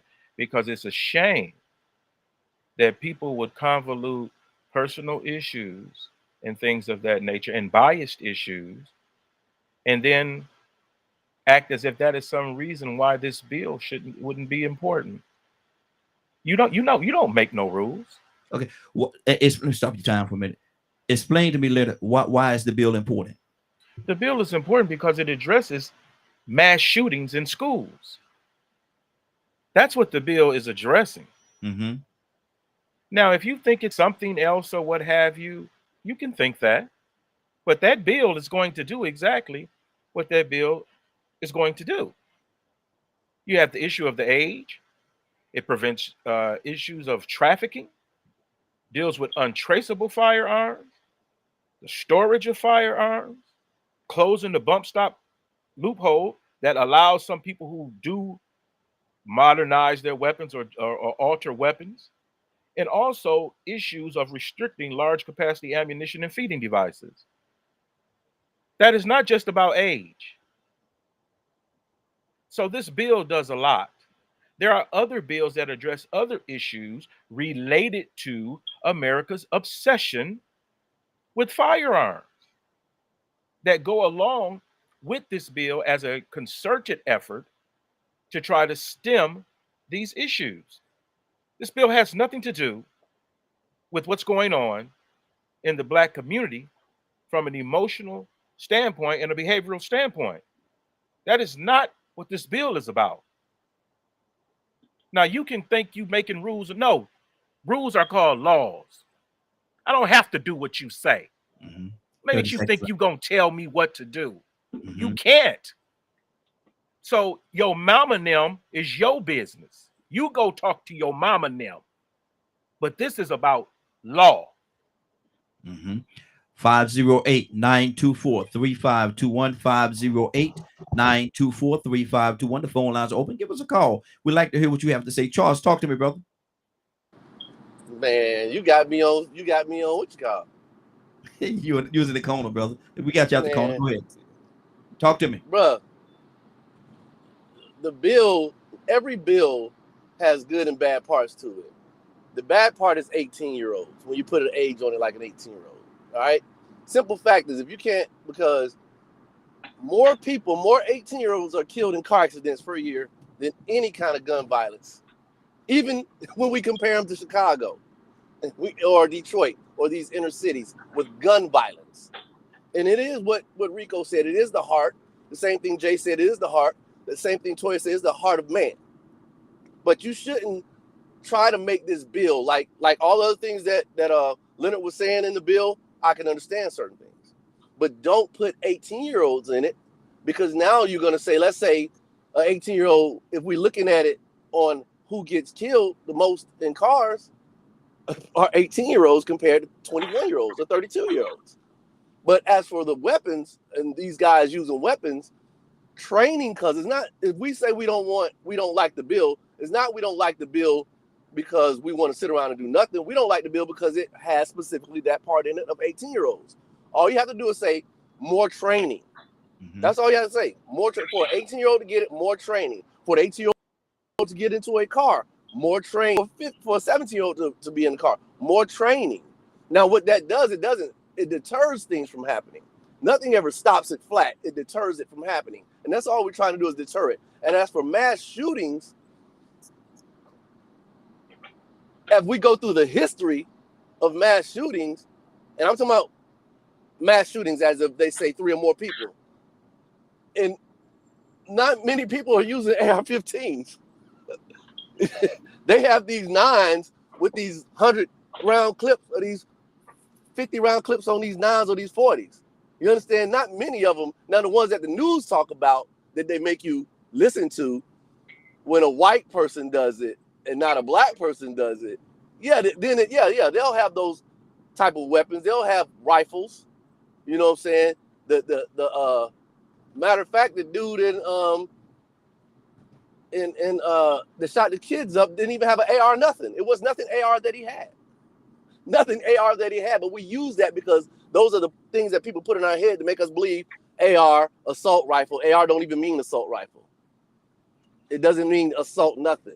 30 seconds, Sean. You understand? So when we talk about things, we have to know, just like Leonard was just saying, and when we talk about this bill, we have to know we don't agree with the 18-year-old part because it's not fair to the 18-year-olds who are right. Just like if you're gonna take guns away from 18-year-olds, or make it, you should take cars away from 18-year-olds. Raheem. You understand? Yes. It's the same difference. More people killed in cars than are killed by guns. Simple as that. Good deal. Raheem, Yes, sir. you can't be against the bill unless you know what it's about. I said 18-year-olds. Section 101 of I that said bill a lot of it's right. Hold on, Charles. has nothing to do with taking away the right of 18-year-olds to possess weapons. But that's what the conversation is about. What it does is it prevents individuals under the age of 21 from getting these types of weapons that we consider semi-automatic centerfire rifles or semi-automatic centerfire shotguns. And it has other exceptions with that. So to say that it takes away the rights of 18-year-olds to possess guns is incorrect, because that's not the bill. I mean, come on, it's there if you want to go read it. Right. But if you don't take such a stance that you cannot defend. Mm-hmm. Good deal. Good deal. Toy, who that wanted to say something just now? It's Hicks. Good morning. Oh, was that I'm coming right back to you, brother. Hold for 1 second. Was that Cassandra or was that Toya? One of the young ladies wanted to say something. Huh? It was Toya. Okay, go ahead, sis. I just got a little bit of a comment, and I don't know if y'all remember this. About 4 years ago, down here in Griffin, Georgia, we were on television because one of the radio guys down here, white guys, he made the comment of nigger town. Wow. And it was all on the news. And what happened was they had a bill that they were looking to pass in our county. And the bill was about having a Confederate month. The whole month. They just want to walk up and down the street, parade. This is the same thing we arguing about what they've done. This is what the ones who like the Confederate flag did, what they like to argue. They like to argue like this. But anyway, they put the law up there, and the people had voted against it and said, hey, no, we're not. Don't no Confederate month. You finna start some problems, right? So at any rate, by the time we came around, guess what they had did? They had flipped that law up there, and then nobody had known it, and then somebody was nosy, just because God is revealing everything in this damn time. And then somebody was nosy and found out, and boy, oh boy, here you go. Next thing we was on the news. Okay, this is my thing again, America, and I appreciate Leonard running with the law, rolling with the law, telling us how the law go. But we know somebody, please put your phone on mute, because we hear you breathing, we hear you swallowing water and all that stuff, please. But we know that they don't do right. And I'm quite sure whatever is written in the bill is a trick. It's always an issue. Why still, along with everything that's in there, and no, I haven't read the whole thing, but what they're talking about, I normally stop because you're still deflecting. Why we're not focusing on giving our guidance counselors? There's ways that we can attract this before we go to doing all this work. And it starts with how we were talking the other day about guidance counselors checking on kids, because we know all the statistics on what probably the probabilities and the things that happen that makes these kids angry. And here we go, still not fixing the problem. Let's take some of the, along with that law that's just about guns, let's throw some stuff other than there to actually support the foundation on why people turn and do these things. Mm-hmm. You know about the hierarchies. They know all the psychologies of it. Let's start implementing along with this law. There's going to probably speak something in there that we're not going to know about, with some things that's actually going to help in the beginning term, in the school portion, and in the family portion, before we just jump to the third phase of the gun. And I'm just throwing that out there. Absolutely. That's good. That's good. Cassandra, what's on your heart? Yeah, and just for clarification, the 18-year-old in Buffalo, he did have an AR-15. He did have an AR-15. It was modified. The clip whatever you call it, was modified, but he did have AR weapon. So we need to make that clear. I'm with Leonard. We got to do. We can spend all day talking about what really needs to be done, because I know that America needs a heart change, but that ain't happening right now. We see that ain't happening. We keep on praying. All of us need to keep on praying, but we see that is not what's happening. So we have to use something. We have to come with something that could possibly save, even if it's one life. Yes. Can we do that? Yeah. Let's not go big. Let's not go big. We ain't trying to save the whole guy. But if we can save one life by them saying, okay, we need, and 18-year-olds, I definitely don't believe need to be having weapons like that. But read the entire bill. Yeah. Just like Leonard said, if you want to really respond to this properly, read the entire bill to see the good in it. And then, you know what? Eat the meat and throw out the bone. Yeah. Yeah. If you don't like it, that's fine. But we might be able to save one life by having this bill passed. That's all we saying. Good deal. Something. Let's start somewhere. Absolutely. Absolutely. Hicks, good morning, sir. How you doing this morning? Good morning. Good morning. Interesting conversation. I'm doing fine. Good deal. Talk to me, bro. When I look at these matters, I have to just make, and maybe it's just me. I know it is. I look at how all these random shootings seem to happen around political expedient times. The military had a program called MK Ultra, where they train people subconsciously and put programs and triggers for them to do things at specific times. I won't get too deep on this line, but the information is out there. I find it so frustrating that the power to be, the powers, and there are powers to be against other people and for people, they have the ability to direct us where to focus our attention on. In my life, I've always, when the politics and the elites push me to try to look at one issue, I try to look at all the issues. I look somewhere else, because a magician, he tricks you with showing you what he's doing in one hand, but what he's really doing is hidden. I enjoy the conversation. I keep listening, but 18-year-olds is how they do things. They do everything about increments.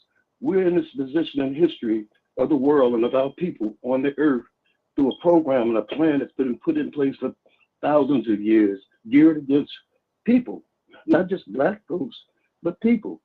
Every civilization that ever exists had slaves, and we always enslaved each other.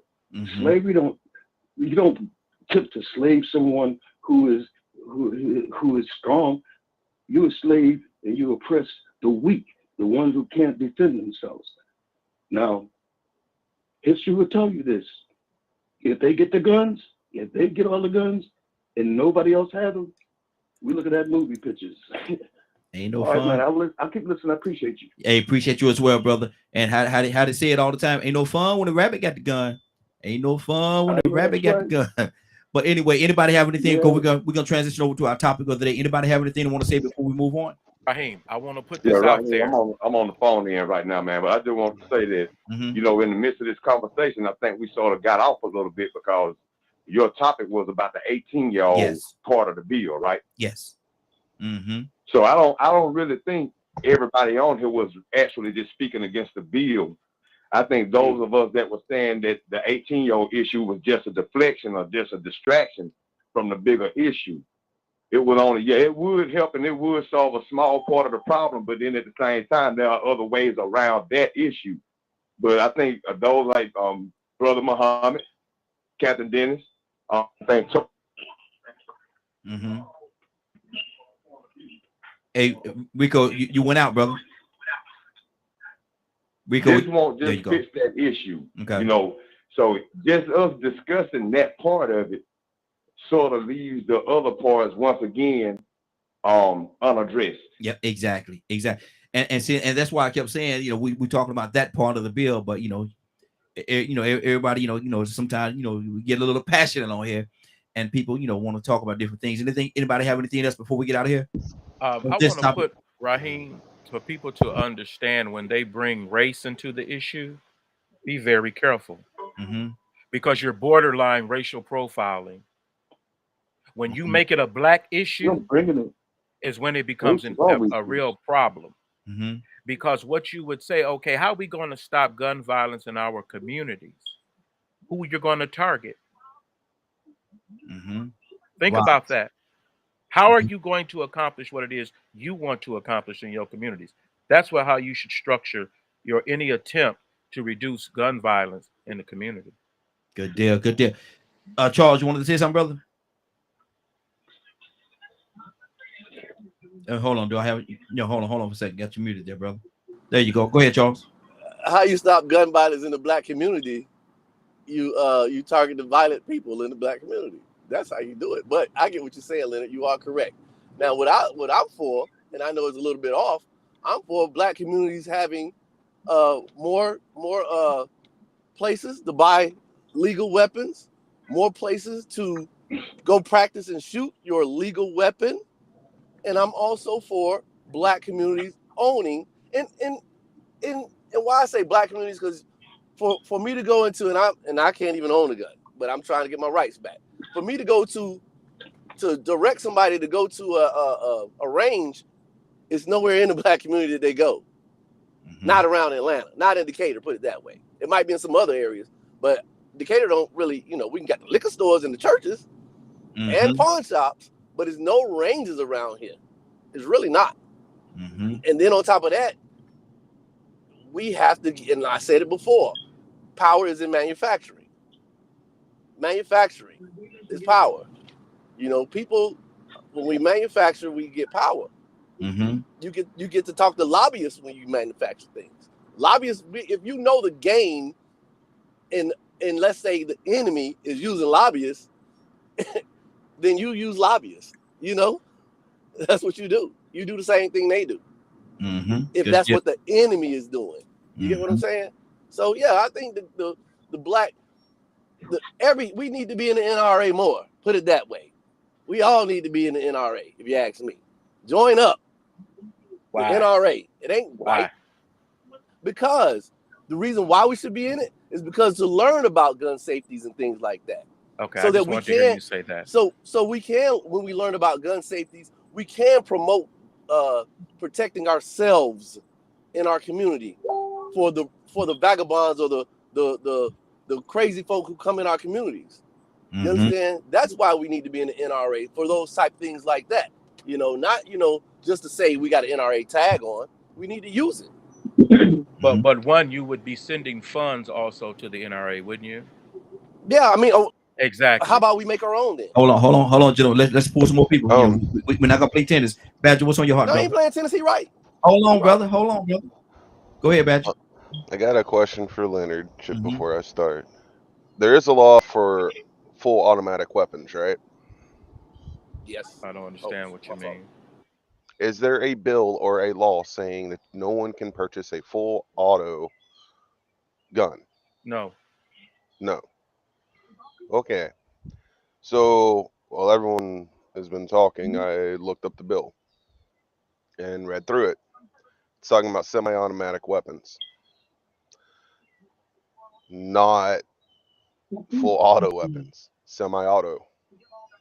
No one claimed that that's what the bill was going to do.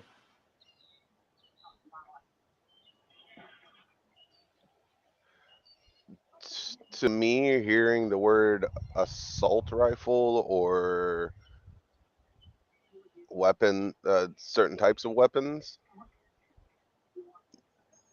my perception was skewed because normally those words are associated with full auto. Normally. What? Go ahead. If you go to the end of the bill, there's a portion of the bill that relates to the Keeping Americans Safe Act that goes into more detail as it relates to the type of weapon that is being addressed. Yeah, that's something I was going to touch on. So pretty much any weapon that can hold 5 bullets or more, 18-year-olds are not, don't want 18-year-olds to purchase. But they can still purchase single shot.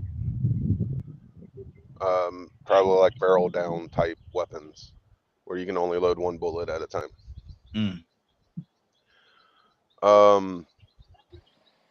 But the part when every time we talk about the gun stuff, the part that always like is in the back of my mind is we're gonna make more laws about gun safety and all these things. Yet, where are the laws and state level laws that's concerning mental health? 30 seconds back. Because most of the people that's been doing the mass shootings, it's a psychological issue. So I understand the bill's supposed to be helping with the ghost guns and all that kind of stuff and make sure all guns are registered and possibly even grants to help parents purchase safes and different things like that to make sure guns are safe and are put up out of kids' reach. To me, all of this isn't going to solve the bigger picture. Good deal. Good deal. Tucson, you wanted to say something, brother?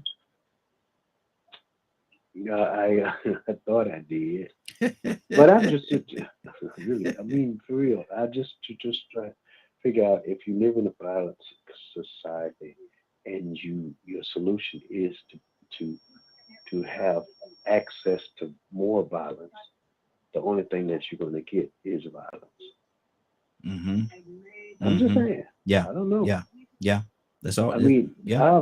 I avoid certain situations, and I don't have an issue. Mm-hmm. Now I know that you can be minding your own business somewhere, but for the most part, you can stay out of trouble if you just avoid it. But I just don't understand how we say we in a violent society and our solution is, and I'm not saying nothing against what somebody, I understand. Mm-hmm. But for me to say, well, I just need me a bigger gun and I'll be all right. Mm. No, just because you got a gun, that don't mean you know how to use a gun. Yeah. And I know it's training involved like that, but if you see what, and I'm gonna say this, I'll shut up. When I had when I had a gun, I felt more like, okay, I can do this thing. You understand what I mean? Mm-hmm. Yeah. Yeah. If I get a automatic weapon, then I get braver than I was before. Mm-hmm. And I'm Yes, sir. like, bring it on. Mm-hmm. I'll take on you and your cousins. Yeah. More you in down. my mind, the back of my mind, I just get more violent, Mm-hmm. and I don't even know it. Yeah. Yeah. Wow. That's good. That's good. Anybody have anything before we move on? I got one more thing to say. Hold on, y'all. Who's that? Yeah. Go ahead, sir. I want to say this. You know, I'm not gonna ever get into a discussion with a man that knows what he's talking about, and clearly, Brother Leonard knows that law. That's no question about that. Mm-hmm. I'm a very emotional person. I take great pride of sometimes being emotional, and I'm very compassionate. Mm-hmm. That keeps me grounded to the reality of other people's pain and hurt. When I get away from that, then I'm desensitized, and of course, I don't care. Now, Mm-hmm. I want to say this. I don't carry weapons, and members of the Nation of Islam, we are forbidden to carry weapons. We don't Yes, carry sir. so much as a penknife in the Yes, Nation sir. of Islam. Mm-hmm. I've moved a controversial man, Minister Farrakhan, around the world 3 times tours, and we never had a weapon. Never. He's loved by some and hated by many. Never do we carry a weapon. I'm one of those. When we went to Libya, Gaddafi asked the minister, would your men like to be armed? You in Libya, they have the okay that we can arm them. The minister brought us into, I'm telling you, true story. He brought us into a room. He said, brother, Gaddafi is willing to arm us over here in Libya if you want arms. We said to the minister, word bond, brother minister, We have moved you around this world in America and we never carry weapons. Why would we come over here and pick up a weapon? And the minister's words to us said, good that you said that, because if you said you need an arm, I was going to send you back home. Now, if we don't have a weapon, I don't have a gun. Let me tell you what he said to us. He said, if you say you believe in God, then put your faith in him. Come on. Because once you have a gun, you act like a gun. You have a different attitude. It gives you a false sense of courage and a false sense of protection, because you really can't protect yourself from anybody who want to kill you. That's one thing they said in The Godfather. Every man can be killed. So no matter what gun you got, what you think you got, if you don't believe in the God that you say you believe in, and that means I'm used to using force of people skills. So if I don't have no gun, I got to be able to deal with you from my intelligence. So I'm just saying. So if that bill deals with, I'm out that picture. I'm dealing with a reality. I'm sorry, I live in the hood. My reality is black people in it. And I'm sorry. I can't apologize because everything is black and white with me. I like to believe it's a colorless society, but it's not. Maybe you live in a colorless society. But every day I'm on the street. Go on to peacekeepers.org. Do y'all know what my program is about? If you want to know about Captain Dennis, then do your study on me. Go on to peacekeepers.org and see the 34 chapters I got around the country, and 3 in Trinidad, London, England, and Tobago. I'm out there for 15 years dealing with gun violence. We have conflict resolution. You know how many beefs we solved? You know how many situations the peacekeepers around the, and these are civilians. They're not Muslims. My peacekeepers are made of gay, white, black. We're universal. Because peace and gun violence has no, guns don't have no social race. So I want to make it very clear. I am emotional. And I keep hearing the subtlety. You use emotion. Yes. I take that as a dig. I'm emotional and I'm compassionate. And ain't nothing wrong with black folks being emotional and compassionate, because it keeps us human. And when you no longer have no emotions, then you ain't human no damn more. Hey. I'm through. I'm through with it. Good. Joyful J, talk to me, brother. I see you up there clapping your hands, and man, you about to run in circles, brother. What's on your heart? I am loving what the captain just said. Everything that he said, I agree 1,000,000% with. You know, we're killing each other, but we don't have no training. We have no training at all. We don't know how to use a gun other than you know, the video games that we play on PlayStation, on Xbox. We learn from those things. We learn from the rappers and stuff like that. They're getting money. It's all about how much money you can get, how much money you can get in your bag. So we'll do whatever it takes to get it. Even if we don't know how to use that gun, we know that if we have a gun to your back, you're gonna give me everything that's in your pocket. But what happens when that gun gets turned around on you? And they know how to use their gun because they're licensed. You're not licensed. You haven't had any training. We want to get the gun because we feel powerful. We feel like we're invincible. Just like I felt when I was 18, when I was 19, when I was 20, until I was in that car accident where I was fighting for my life. Until you get hit for that bullet and you're fighting for your life, then it ain't fun and games anymore. This is a life situation. We have to teach these children to become men and women and teach them that there's consequences for every action. Every action, there's a consequence. If you do good, good will come to you. There's isolated instances and things of that nature of something going wrong or a particular incident. But for the most part, everything you do good, good's going to come back. It's a boomerang effect. Everything you do bad, bad will come back. The Bible tells us whatever you sow, you're going to reap. If you sow damnation, you're going to reap damnation. If you sow life, you're going to reap it. Absolutely. Absolutely. Brother Pete, good morning. How you doing this morning? Doing good. Family, how we doing? You got your panel listening all the morning glow. How many people on here, on just a quick poll, fully trust the government and believe they have your best interest at heart? No. Okay. That's a joke, right? Okay. That's a joke. So now, if that's the consensus, and that's probably the overwhelming feeling of the consumer citizens in the land, the latitude, longitude land mass that we identify to be the United States, US.A. Now, this is the main reason why we have the overwhelming possession of weapons. Not to mention what's in the rules of well-formed militia and blah, blah, blah.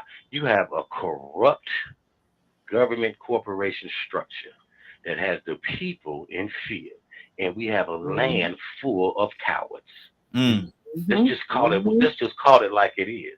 When we deal with white fear alone, one day they're gonna rise up and get us back. And that narrative was fed for 200 years. People have guns from World War I. They still had the musket guns. They still had the pellets to melt and stick in the gun. They still had those guns. Okay? And the little pole to pack it in there. They still have them. Why? You a collector? No, you're a coward. You're afraid of something that ain't even never coming. Okay? And the society overwhelms you with a high permeation of fear constantly. And now corruption doesn't start at the bottom, it starts at the top. So if you have corruption at the top, then you should expect full spoilization and rottenness at the bottom. And that's what we have. Our dear brother who was speaking just said, what you sow, you reap. We've reaped corruption. We've sowed corruption. So we're reaping devastating destruction. It starts at the top. Absolutely. If we want to get rid of guns, then the whole structure of the society and function has to change at the top to take away the fear, to take away the distrust, to take away the feeling that I have to protect myself from the imminent possibility of the definite that ain't came yet, but you know it's coming. Why everybody go to get all these guns all of a sudden? The pandemic. They're going to take our guns. They're going to make us take jobs. They're trying to take over the world. This is the end of the world. Jesus 30 is coming seconds. back. Oh, is it going to rise up? The Russians are coming. Huh? They're going to make everything. Wow. I need 5 more boxes of these. I need to give me 2 more guns. Wow. So it starts at the top. When we stop and take a deep breath and realize this is what we're dealing with, then stay calm. I certainly respect the FOI and the MGT and the teachings that they lay down. Absolutely. Everybody, if nothing more than just physical fitness, you should do some form of, self-defense, and it's a form of stretching and, exercising for toning, blood flow, strengthening the ligaments and the tendons. Is highly beneficial. And if you really get into it, it's the closest thing to having a relationship with the creator that exists, being a real martial artist. But I also am like many others. I don't want to be throwing a slingshot at somebody that's shooting a bullet at me. Okay. Exactly. Because of the arena that I live in, the reality of the society in which I live in. Then when I'm at peace, I'm peaceful. But when I'm shoved, then I'm fighting. Good deal. Hold on right there. Go around starting trouble. Exactly. Hold on right there, brother Pete. Hold on right there. Don't you go nowhere. You stay right there for a second. Curtis, what's on your heart, brother? Curtis, you there? Yeah, I'm right here, Raheem. Pete just completely summed it up. Cap just completely laid it out. It's up to us to understand and accept it for what it is. Let me clear something up real quick. First off, that was not me that threw that deflection out there about it being a liberal idea. I had nothing to do with that. Because, see, I know what that was. That was a GOP representative trying to deflect the issue. Raheem, listen, for the rest of my days, man, don't you pull back on nothing that you feel or say, because that's your feeling and that's your thought. The fact that you called it weapons of mass destruction, listen, brother, you ain't even got to prove that. The proof is in the pudding. A weapon of mass destruction is determined by something that destroys a large amount of people. So when that man in Vegas stood in that window and shot all the people, black, white, candy, stripe, that is considered a weapon of mass destruction. When 21 kids at 6 years old are murdered in a school, that is a weapon of mass destruction. Columbine was a weapon of mass destruction. Whenever there is a mass of people killed at one time, that is considered a weapon of mass destruction. You don't have to have a nuclear weapon. You don't have to have a photon blast that destroy a bunch of people. So the GOP and those who believe in the GOP need to stop with the foolishness. if you take out a large amount of people, that's why they're called weapons of mass destruction. You have just destroyed not only a generation that is, you have destroyed a generation that was, you have also destroyed a generation that will soon be. Raheem, don't you pull back on what you say no more when you know you standing on what is right and you know you standing on the proof. Don't do that, brother, because I believe in you more than I believe in anybody on this panel. And that's no disrespect to nobody, but I know where you're trying to go and I know what you're trying to say. Don't pull back on your thought, brother. Your thought is right, because guess what? At the end of the day, all of those kids killed in them schools, all of their fathers, let's say all of their fathers had guns. How many of them guns worked to keep their kids alive that day? I got a 16-year-old. When my kid was 12 years old, my kid looked me in my face and told me, Daddy, I am scared. Do you know what that feel like to be a father, to know that I got to send my kid somewhere that the government tell me they got to go, and he goes there every day with a sense of fear that he might not come back home? Wow. I put blood, sweat, and tears for 6.5 years, 3 deployments into what this country represents and what it stands for. And the fact that my kid has to have the same amount of fear that I had when I put on my bulletproof vest, when I put on my chem suit, my biological and chemical warfare suit to go to school, is something wrong in America. And the fact that he threw out that deflection represents everything that is not just and not right about the party for which he speaks for. Yeah, I'm going to make it political because he tried to run that political game. Lastly, I'm going to say this and then I'm done, Raheem. He's right when he say AR does not mean assault rifle. It means armor light. What armor light means is that it is a round that is smaller than a 5.56 or 7.62. But here's the dangerous thing of it all, Raheem.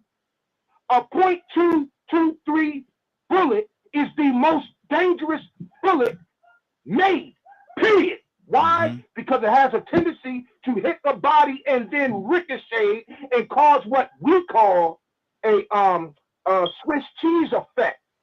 So once it enters the body, it may never come out, but your body may have 6 or 7 different entrances in it because the bullet enters the body and then bounces around off the bones that protect the rib cage.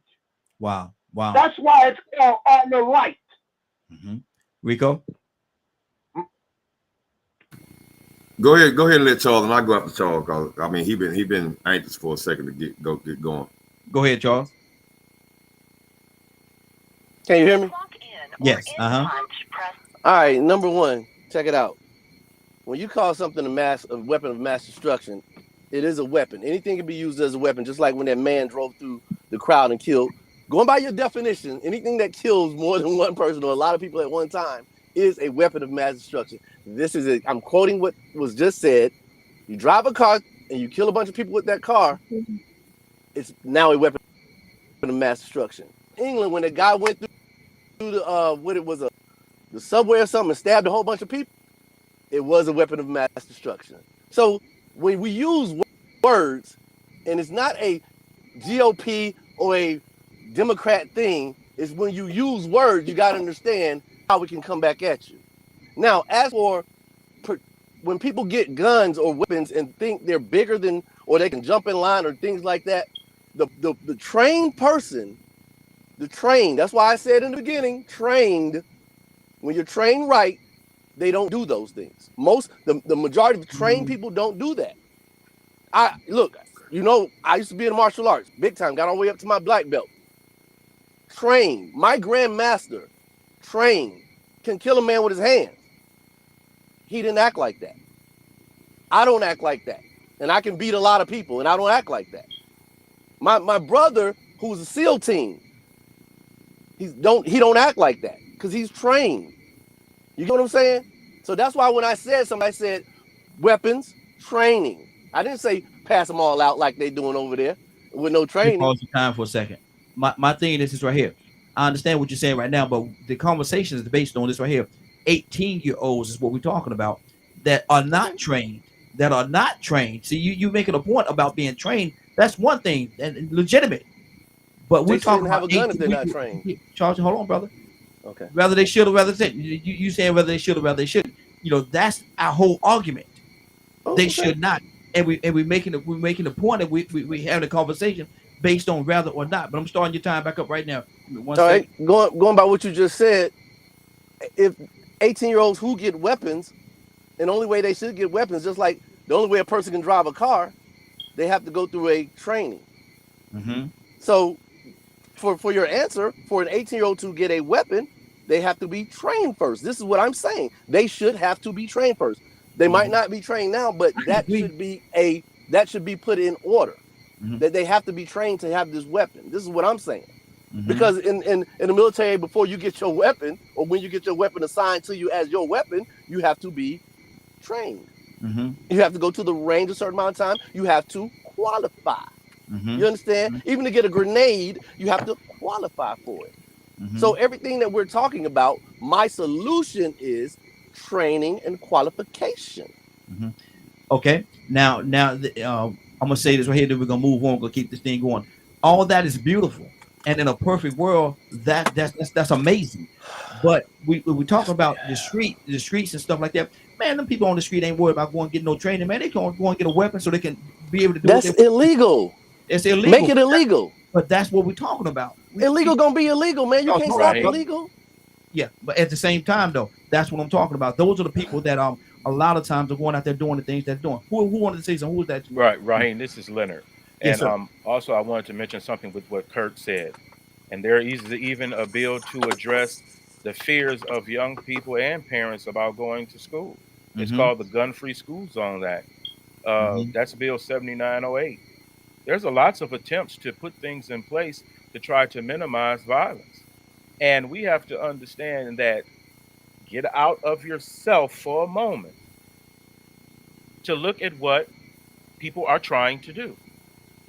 Either you want them to do something or you don't care if they don't do anything. It's up to you how you decide, and you vote for who you want to vote for. But this is what will be law, not your wishes and shoulda, coulda, wouldas.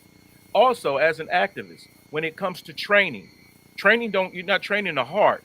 You're training a person how to use the gun. I shot competitively, starting at the age of 13. Training a person to use a gun don't change their heart.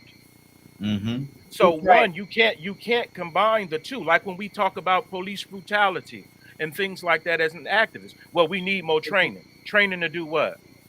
How is training going to stop a person that is committed to doing these types of things? So training is great.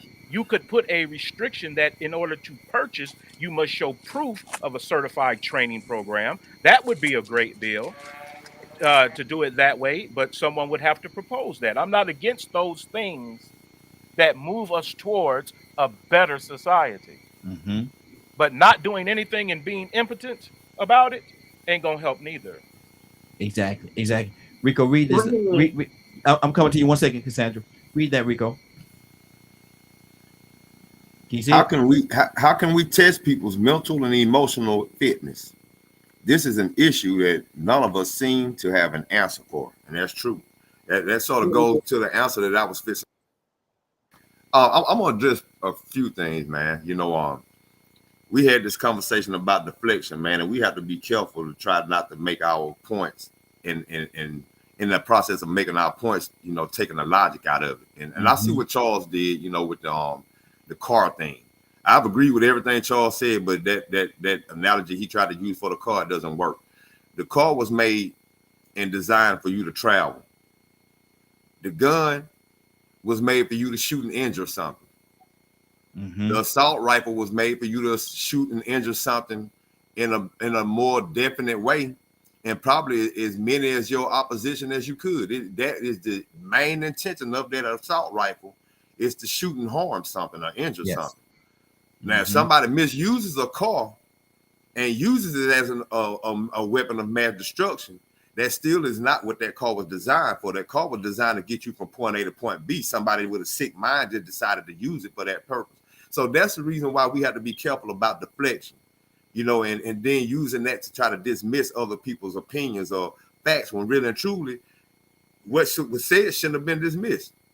I agree with Charles about us needing our own black gun clubs. I agree with Charles about us needing black gun manufacturers. I agree with Charles about us going to shooting ranges and doing things legally. And I also agree with Captain Dennis and everybody that says that you're a coward if you need a gun. Guns shouldn't even exist. It doesn't make sense as a human being for that to even have come to existence, but it's here now. And so now being that it's here, we have to use what is here to fight the people that are using it. It's called an eye for an eye. So if they're going to use guns to capture my people or to do whatever they need to do, then I need to do the same thing. I'm going to fight with equal force and use equal power, equal opportunity, equal access, equal tactics to everything. I'm going to use that. If they got the right to have it, I'm going to have the right to do it too, because, you know, everybody that is trained isn't right. So I was glad Charles corrected that when he was saying most people, because we got to think about it. Christopher Dorner was trained. We got to think about it. Michael Xavier Johnson was trained. Yeah. John Allen Muhammad was trained. And they still went and took it out on the public. You know what I'm saying? And don't get me wrong, I don't disagree with what none of those brothers did. I honor those brothers. But at the same time, they were trained. Timothy McVeigh was trained. 30 seconds we go. And he still came out and did what he did. So, you know, we have to look at the reality. The thing about this thing is laws don't fit every condition. I see what Leonard means. Leonard, pay attention to the law. Yeah, these laws will work, but they will not fit and fits every condition. No law is absolute. And we don't live in a perfect society. So what happens is you know, we have to admit and not discredit some people's point of view or some people's opinion of what they see and what they witness, because these conditions do exist. Exactly. So no matter how much we address the 18-year-olds and this and that, the conditions are still going to exist for an 18-year-old to still get his hands on these type of weapons. So what it really boils down to, if you want to nip it in the bud, we have to talk about the appetite for destruction that these cowards have to want to use the most destructive weapons possible just to keep their advantage. Good deal. Good deal. Cassandra, you wanted to say something? Yeah, I just, you know, I agree with Rico when he said about no law is absolute. This bill is not the cure for everything that's going on. Nobody wants to even, well, anybody that has any intelligence knows that one law, passing that bill, is not going to cure the situation that we have with 18-year-olds or any other person that wants to do damage to people. But like Leonard keeps saying, we can talk and say, okay, we need resolve. Yeah, we need to do this. Well, if you have a bill that you believe would cure all of this, man, I am with you. I will go to the Capitol. I will speak to the legislature. And I'll go with I them. will go and get the petition signed. Whatever you got that will end all of this, if you got a cure all, I'm all in. I'm with you. I'm with you. Whatever your cure all is, I'm in 100%. Because we have to do something. And if this bill will be a small part of helping towards the solution, why not go with that? And then whatever you come up with, the bill that you want to see passed through your legislator, you present that, or you become a legislator, you present that, and you get that done. And then we pull all of this together to make a difference. But let's just be honest. There will continue to be people that hate and hurt people until Jesus comes back. So anybody that thinks we're going to find this utopian society, you are sadly mistaken. It will not happen. It's not biblical. So just forget about it. But we can't a world. Exactly. Toy, you want to talk to me, sis? Yeah. So a couple of things, and I'm like Rico. Everybody got a point, and everybody, I feel, pretty much is right? But I got to tell you how God broke it down to me. First of all, there were signs, and we act like we don't see them because I was angry. Certain self-control issues I didn't have. I had pulled out guns. I had played little little games with these guns, and nobody said nothing. I guess out of fear, but neither here nor there. But I remember one day I said, Lord, you know what? And I'm a very mild-mannered person, but things were getting out of control. And I said, I need to get me a gun. And my God said to me, no, you don't, because guns have a spirit behind them. Mm-hmm. He said, I'm going to tell you something right now. It could be 17 men with machine gun rifles pointed at you and shooting, and ain't nothing going to happen. And in that moment, I'm already bowling crazy. I got a little bit more bowling crazier. What? Oh, that means I'm untouchable. Now, that don't mean I get to go out and act like no fool, but this is why I don't tote no gun and why I really never toted one. Because, I mean, I'm just a certain kind of crazy. I feel like I'm really that strong. I don't care how big you are, what size you are. I'll take it from you and I'm going to beat you with it. Because I don't come to this earth with it. But the anger within is what we're not looking at. It's not about 18, because if you were, listen, whatever age you is, you can go get whatever you want to get in America, period. It ain't nothing about no age. It's about the anger within. We keep hopping around that. I remember being angry enough to kill because of the things that I had been through, the things that had been done to me. Even though my life wasn't that bad, but some of the things that had happened, yes, triggered me. Just sometimes even the words and what people say, it had me angry. But God had to teach me self-control. That was the devil. He had to show me literally, because not I would have been headed down the same aisle. And no matter what or how I would have justified, I promise you, if I would have went and shot up my molester, his family would have said that he didn't deserve it. If I would have went and shot that boy that beat me with that belt, I promise you, his family would have said he didn't deserve it. And a host of other things I've been through with humans. And I promise you, if I would have went and got a gun and shot the place up, even though if I would have told you the story, you would have sympathized with me. But if I would have really did it, you would have said, Toya, they didn't deserve it. 30 seconds. So we humans have to learn how to get gratitude and self-control and understand. And this is where God come in at. He's going to show you that you ain't the author of life and death, so you don't do that. And that's why we don't do it when we support the Lord. So we can know it's evil and it's wicked, and that's what we need to be focusing on, as well as the bill. Exactly. Pete, talk to me, brother. Pete, you there? Yeah, I was on mute. I apologize. Okay, go ahead. Talk well, again, like I say, my personal, if we all have a coming to truth moment and take a deep breath, we're in a unique society, family. This is not an ethnically, one ethnicity society. This is a multicultural society. This is a unique situation and experience over here. So when we start talking about vying for power and influence, wealth, when you start talking about prejudice and bias, see, this is a unique situation in the United States because we have so much of everybody here and everything here. You don't like the light skin or the straight hair. You don't like the dark skin. You don't like the homosexual. You don't like the children. I don't like baseball. I mean, it can go sideways in America in a million different ways in a hot second. It's a unique situation here. And we have all of that to deal with in America. But yet, if we just take a deep breath and just calmly look at our reality, we have to have a structured society. Yes. That's unique for our experience. And like I'm saying, it's not coming from the bottom, man. It's coming from the top. The children are terrified. Why is a 16-year-old scared to go to school? Many of these young people don't even think they're going to live to be 18 or 21. Why? What is going on in your society that your teenagers don't think they're going to live to be adults? There's something going on in your society. There's something going on with the system and function, the structure. So like I say, we're not looking for a perfect world, but we want to put it where it belongs. I agree wholeheartedly with training.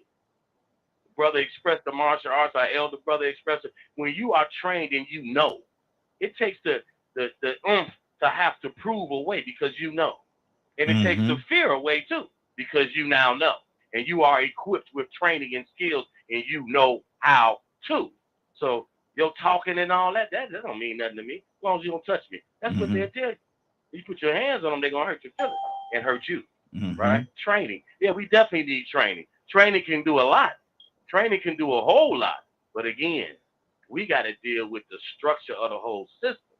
Until you eradicate an unacceptable level of corruption, double standard norms, improprieties out of your society, this level of violence ain't going nowhere. Because the level of violence is coming directly from the top down. Trickle down in economics. It ain't say trickle up economics. Trickle down. Everything is trickle down until they deal with the little basic crime. Oh, we got to deal with the street gangs. The street gangs ain't the only ones on the street creating crime. It's coming from the top. Exactly. So, Good deal. Let me go to Badger. Badger, what's on your heart, brother?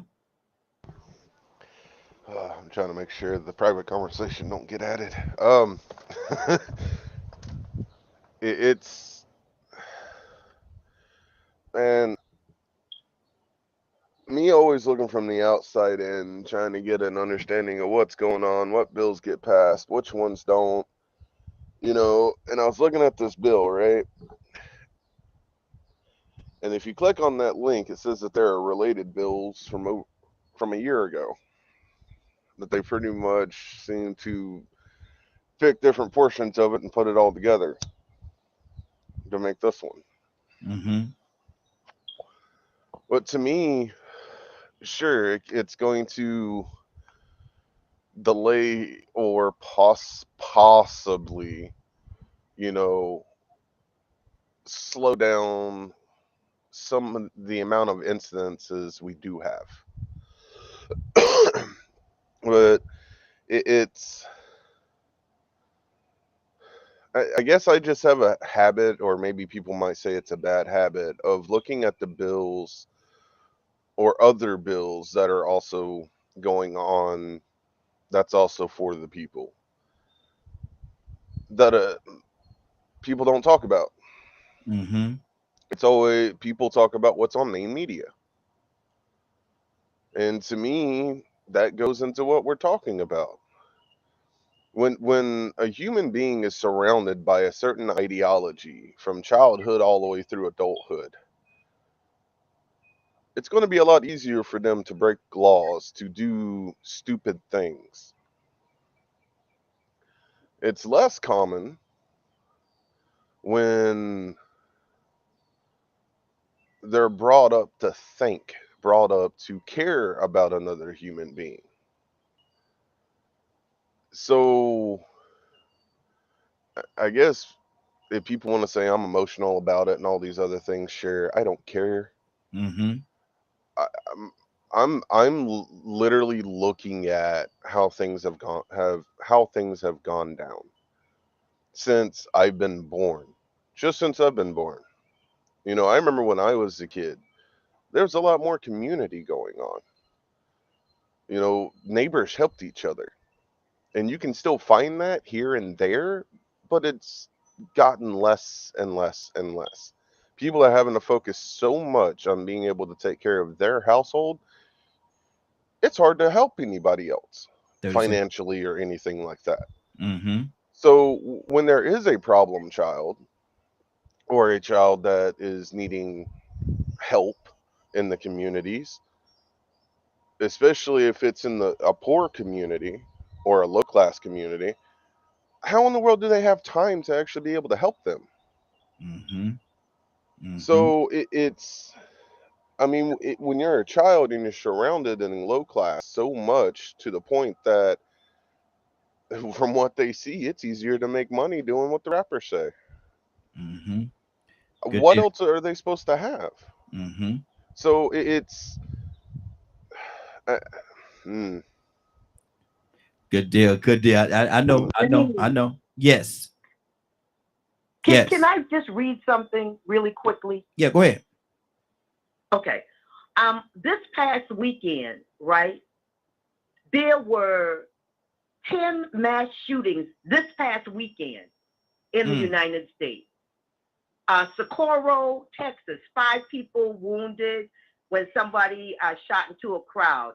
2 were critical. Somerton, South Carolina, 1 person killed, 7 others wounded. In Philadelphia, 2 killed, 11 others hit by gunfire. Chattanooga, Tennessee, 2 people killed, 14 wounded at a nightclub.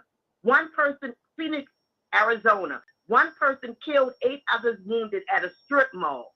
Mesa, Arizona, 2 people killed, 2 others wounded. Omaha, Nebraska, 1 person killed, 3 others wounded.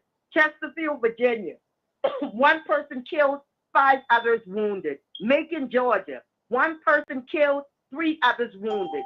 Saginaw, Michigan, 3 people killed, 2 people wounded. What do we want to do? That's just one weekend. What I need for those that got a problem with a bill, anything that would help, tell me, what are we going to do with what is happening? Cassandra, I'm just asking. Sis, why don't you go on and tell them? The last place in the world would think there would be a mass shooting in Somerville, ain't it? What is Somerville, sis? Okay. I'm just saying, what do y'all want to do? I want the people that got some answers on this line or anywhere else. If you know somebody that can stop this type of mass shootings, please, if you got the answers, please help me. Because I'm getting sick of hearing these stories every weekend. Now, let's just put it out there like this. Toya says she takes care of her nieces and nephews. Okay, this weekend, one of your nephews was killed. Charles has a son, Ray. Ray was killed this past weekend. Somebody else, just pick one of your family members that you love, and it was your family members that were shot or killed. What do you want to do? I'm just saying. Wow. Got a good point, sister. Let me share this right quick and I'll be through with it. You can't legislate or come up with no laws to deal with mental health. We're not addressing that anyone who would take a weapon to go and kill children, you can't dismiss the mental illness. Every one of those shootings is mental illness. We ain't talked about that. We think a bunch of guys down in the Congress or in the Senate, they could come up with a bill that can stop mass killing. You would never stop it. It ain't something you can legislate. It ain't nothing that you can put a bill and say it's going to. No, sister, please. If we're that blind to think somebody can come up with a cure, no, ma'am. It is a mental health disease. And we ain't talked about how sick an individual who would go into a supermarket. That man is sick. Whether he's sick, they went into the church and killed him. Whether he was sick, they went and killed them kids in Texas. That is a mental health problem that you cannot legislate a policy and procedure. So all of your signing the bill does not stop mental illness and the sickness of a human being that is determined to take somebody's life and even their own life. You can't stop that. So if we want to address the mental illness, the mindset, like what everybody been saying, America breeds this sickness. Yeah. They breed it. Yeah. And you cannot sit there and bring a people across America, from the land, and that's not sick. You can't take from a people their land, and that's not sick. So even though we don't want to make it a color thing, of course, you say, Captain Dennis, see that Muslim guy, he always want to bring it into a black and white. I know what you're saying. But you know what it is? I didn't make America. I'm a victim of it. And when you see Malcolm X standing there with wherever that assault rifle was, that was not Malcolm X in the Nation of Islam. That was Malcolm X who left the Nation of Islam. Because the Malcolm X that was with the Nation of Islam, he never had to have a weapon. But when he left, the same thing he believed in, the faith that he believed in was shattered. Then he went back to the old red. I'll tell you something. You know, if you live by the gun, doggone it, you're going to die by the gun. So we got to talk about the mental illness. And y'all ain't said nothing about that. All we talked about the guns and everything. Sick, mentally disturbed human beings is now have guns in their hand. And I'm telling you, this is America's day of judgment. And ain't nothing y'all can do about it. We talk religion, everybody, you Christian, y'all Christian, I'm Muslim. See, we talk God. That's what I don't like. How we come in the name of God, but then we put our faith in another God. Huh? Wow. I'm sorry, I don't know nothing about that. Don't get mad at Brother Dennis. I'm not self-righteous. But you know what? I've been on this planet for 68 years. I don't carry a gun. And I never had to deal with a situation by the grace of God. And if they came with one, and if it's my turn, doggone it is my turn. But if I say I believe in God, what is that God? If he can't save, he saved the 3 Hebrew boys, they threw them in the fiery furnace. Y'all preach that? You in the lines that y'all preach that? Practice what you preach. Good deal. Go ahead, Rico. I see you, brother. Go ahead. Rico, we can't hear you, brother. I know you're not muted. We can't hear you. We can't hear you. I said I agree wholeheartedly. And Captain Dennis said nobody mentioned the mental health aspect of it, but I did a second ago with John Allen Muhammad and Timothy McVeigh, well-trained people that still had mental issues. See, guess what the big problem is? First off, let me read this list off because I ain't no professional neither, but I talk from experience. So the week of, let me look at this again. On the week of May the 28th through June the 1st, May the 25th, there were 20 mass shootings since Uvalde. One was in Merced, California, Fresno. You had Henderson, look like Arizona, Phoenix, Arizona, Colorado Springs, Tulsa, Oklahoma, Waco, Texas, Taft, Texas, Houston, Texas, Memphis, Tennessee, Chicago, Benton Harbor, Stanwood, Philadelphia, Chattanooga, Charleston, Malabar, Memphis, and Anniston, Alabama. And I heard it. I heard it with my own ears. I said, oh Lord, somebody in trouble. We just had a mass shooting. Y'all didn't know about it, did you? And I don't like to sit back and I don't look for attention, so I didn't bring it up. But that's on the national list. You can look that up. We had a mass shooting. And so the thing is like Captain Dennis just said, we can go back and forth from Christianity. Man, we are so westernized and Americanized. One minute we go from righteousness, and then the next minute we go to the law. But we already know who evolves and dictates and manipulates the law, who's done it from day one. So how can we dedicate ourselves to that and then dedicate ourselves to the righteousness of the natural law of God too? So we speak in double standard. We speak in contradiction because we are westernized and we are refusing to accept or hold people accountable for the bigger picture. The mental issue is the problem. The age is part of it because we know about immaturity, but the mental issue and the atmosphere that exists for this violence and appetite for destruction, because we got to understand, first off, some of these shootings that they're calling mass shootings now are mass shootings.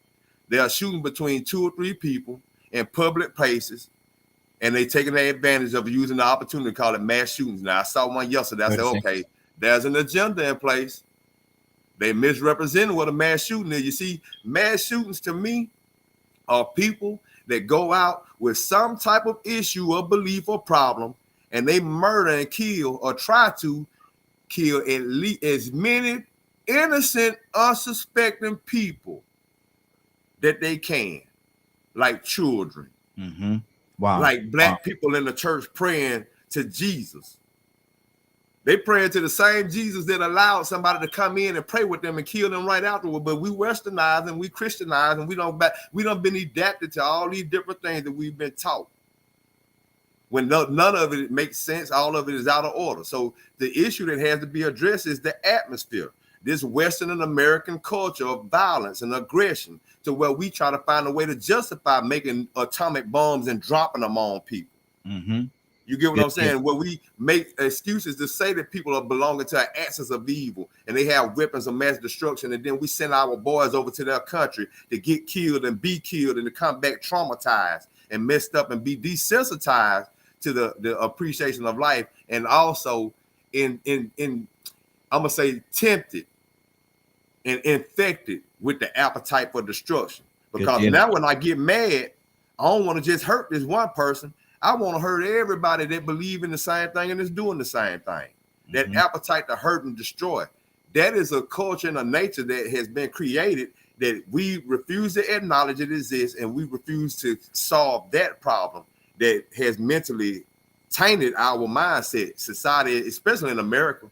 We have a true appetite for destruction. Good. Got to keep this thing going. And let me go to Joy for Jay. Joy for Jay hadn't said it in a minute. Brother, what's on your heart?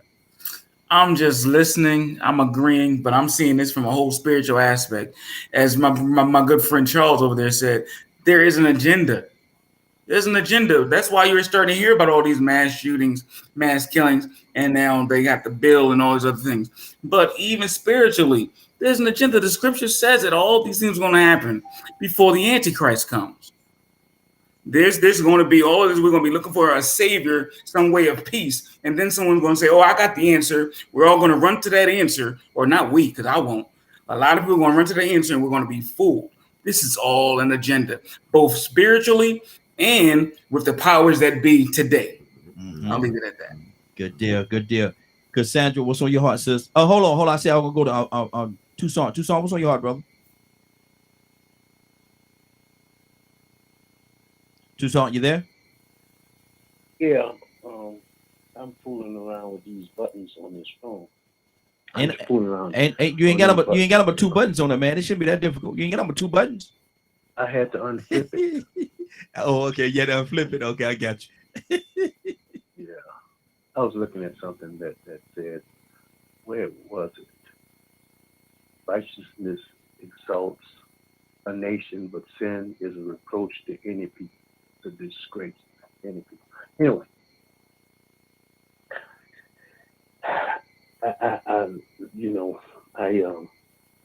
love God and all of that kind of stuff, and I read my Bible and all of that kind of stuff. So I do all of that, and I try to speak after righteousness and all that. But sometimes I have to do this. Every time somebody does something, you make an example out of them. It can be blind, crippled, and crazy. But if you take action, and every time somebody does something like that, you take them out and kill them. Just kill them. And somebody's going to say, I'm going to have to do something about my child acting up because they're going to kill him. I saw Fox News. I'm sorry to talk about somebody's favorite Fox News, but they was interviewing the young man that just took the rifle and he shot people during the protest, and he just was walking around and he decided. And they was interviewing him like he was a celebrity. Take him out and kill him. That's just my solution. Him, any mass shooter, anybody that goes out, and I know that we don't talk about an eye for an eye, a tooth for a tooth no more, but to rid yourself of people feeling comfortable with just going out and killing folks, kill them. Just kill them. Don't have no trial. If they do it the next day, you take them out and put that on the news. Every time. I'm talking about every time. Go out and you have a gang shooting, take them all, find them, and just go ahead, both sides, don't even argue with them. If you kill somebody, okay, here's what's going to happen to you. If you take you're a mass shooter, you want to go out and do this, take them and get rid of them. If you keep doing that every time, that's just my solution. I know they're not going to do it, but we keep seeing this over again. I got a member at the church, 11-year-old kid sitting in his house, and he's dead now. Take that person that has killed this young boy, I don't care if he's 9 or 90, and take his life. Mm-hmm. And let his mama look at the rest of her kids and say, I'm going to have to do something about your attitude. Mm-hmm. Otherwise, we're going to keep something. Mm-hmm. Exactly. Wow. There's so much tied up into this thing, man. There's a lot of layers. I say it all the time, man, but there's a lot of layers on this thing, man. And we are definitely not going to be able to touch them all. We got about a little more than 15 minutes. Let's talk about some solutions. What are some of the solutions that we could do? Captain, what are some of the solutions that we need to lean toward, steer toward, so we can make a difference? Well, that's a powerful question because there's no one solution. Mm-hmm. I think everybody on this line brings a piece to the solution. And I think the first thing we have to acknowledge is what we all have of experience that could be part of the solution. We can't disregard anybody's opinion. We may not agree with it, but that's their opinion. I've said some things people probably didn't agree with and scared to even mention it. Mm-hmm. But nevertheless, I mean, that's being a human being. And let me go one step. You know what? That's being American. That's being American. Mm-hmm. But I do believe that when we can sit down together and acknowledge, do you know, and I'm going to give you something that I use as my formula. You know, if we were in an accident, of course, and you had what they call multiple injuries, the first thing they do is take you to the trauma unit and they work on the life-threatening injury first. We got multiple problems, family. We do. They all need to be addressed and fixed. But which one of all of the injuries require every one of our attention? That we got to work on this one first. Mm-hmm. See, when we get to that part, that's where we have to agree. What is the problem that we need to work on first? We got many of them. And until we can identify the one that we need to work on first, then we may be operating from behind. So what is the solution? We need to sit down and be open and honest about there's people who are on this line that's very political. I like that. That's not me. I don't have a dog in that fight. Don't call Captain B for some political advice. That ain't me. Mm-hmm. But there's some of us that has a lot of patience, deal with homelessness, deal with single parenting. So I love everybody on here. And I think everybody, even Crazy Charles, as crazy as he is, he makes sense. He said, I looked at his little thing and he said, yeah, I love God, but God told me to get a gun too. I mean, I'm not going to take away a man's ability to arm himself. And I'm not saying, brother, that because you carry a gun, you're a coward. I don't know who put that. That ain't what Captain Dennis said. Mm-hmm. Because you have a gun now. I don't carry a gun, but I do have a Louisville Slugger in my corner of my bed now. All right, now I'm just being honest. I don't carry a gun, but I do have a Louisville. Now, can I knock out some of them bullets? I don't know. But I tell you what, you run up in here, you're gonna be touching everything you can to get out of here. Mm-hmm. But the bottom line is, don't take us as no suckers. Yeah. I'm not extremist, but we do have an opportunity on your show. And you know what you do, Raheem?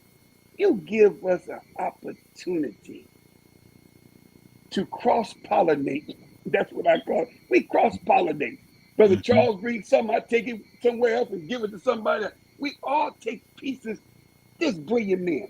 We have to identify first, what is the number one problem that needs to be solved? Mm-hmm. When we do that, we on our way. That's a big one. I can't tell you what the solution is. I just know we need to talk about what we think is the number one problem, and then we can come up with the number one solution. Charles put in the chat box over there, Cap the Slugger. Talking about you and the Louisville Slugger. Can I go next? Go ahead, Badger. To pick up off what Captain was talking about, you know, one of the things I always touch on is, you know, undoing the teachings of hate and teach community and compassion. You know, every time I turn around, as I've told many of y'all, You know, just using this as an example. You know, I'm a part of a couple of the alphabet group because I can't remember all the bloody letters in it anymore. You know, um, the gays and lesbians and all that stuff. And all I hear from them most of the time is how much hate they get. A lot of times when I'm sitting here listening, you know, I hear about the racism and I see the racism, even especially where I live, because they too many try not to say bad words. Ignorant folks around here still hold on to those hateful, negative, stupid thoughts. And it's wild because some things that were being said in the Twitch chat, you know, talking about how there has been a lot of religious text that has been used to promote, you know, native indigenous people all around the world were savages, they were of the devil, and they were, you know, massacred and genocide. You know, black people have had everything from the mark of Cain to they're less than and everything else, all based from an evil teaching of manipulation from a religious text. Our society has been so turned in on itself due to hateful teachings that the ones that either have learned to ignore it, know that it's lies, knows that it's evil, we work hard to try to inform and teach other people. But they're so wrapped up in, I'll be honest, when I first got on y'all's show, I was absolutely terrified to come on your show. And you saw me make a comment and you told me to call. I was so paranoid and so fearful to be on a Christian radio show because my mind instantly went to, they're going to belittle me, they're going to judge me, they're going to be hateful to me, they're going to call me of the devil, and so on and so on. Just take that and apply it to society. People are afraid to not be Christian. A lot of people I know are afraid to not be Christian. People, they're afraid to come out to say that they're Muslim. Not everyone, some that I know, or say that they're of any other different belief. Literally out of fear of being exercised. That word might be wrong. Correct me if it's not right, please. Ostracized. Yes, thank you. Ostracized. Yeah. And well, I mean, when people around here found out that I am for history, I am for untold stories, I am for equality, community, I follow a Native American teaching path, they literally outcasted me from anything political or museum or anything around here. Gotta wrap it up. And to me, there is a difference between teaching love and teaching hate. That's good. With how I grew up and the people I have been around, all they know is what they've been taught through hate. Good deal. And a lot of times people get stuck there. So it's good to hear somebody that can actually understand, recognize what it is, and move away from that. That's always a pleasure. That's always a pleasure. Cassandra, what's on your heart? Hold on. Oh, yeah, Cassandra, and Will, I'm coming to you next. Go ahead, Cassandra.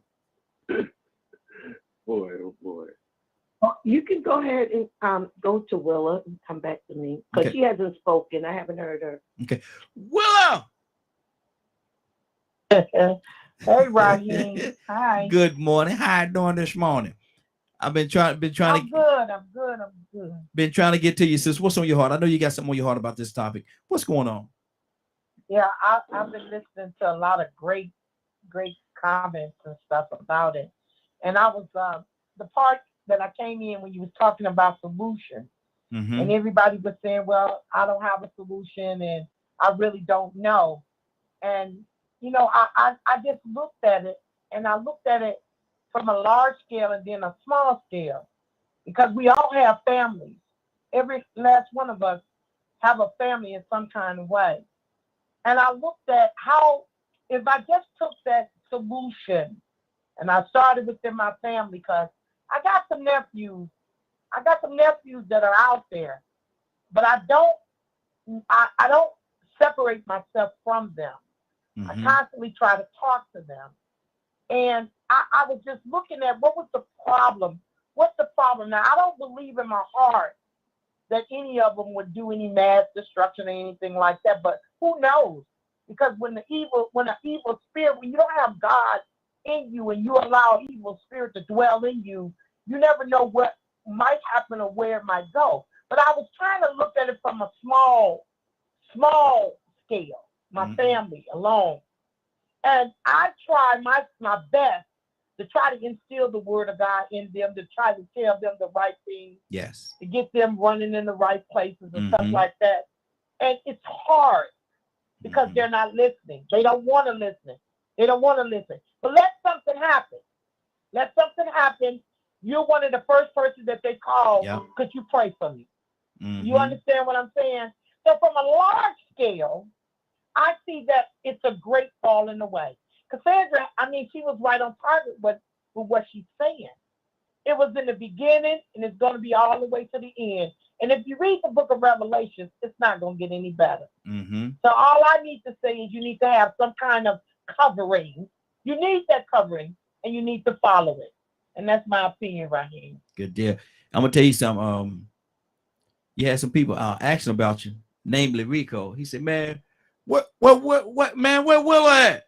Where Willa? Willa ain't got here yet. I said, man, she's here, but I just hadn't had a chance to get to her. So he was waiting on you. He said, look at here now. Hold on. Willa got to be here to pray us out today. Willa got to be here. Rico, what's more than that? I looked at that clock, man. I like, wait a minute, man. Time getting a little close. You know what I'm saying? I ain't heard what I need to hear. I wasn't feeling right.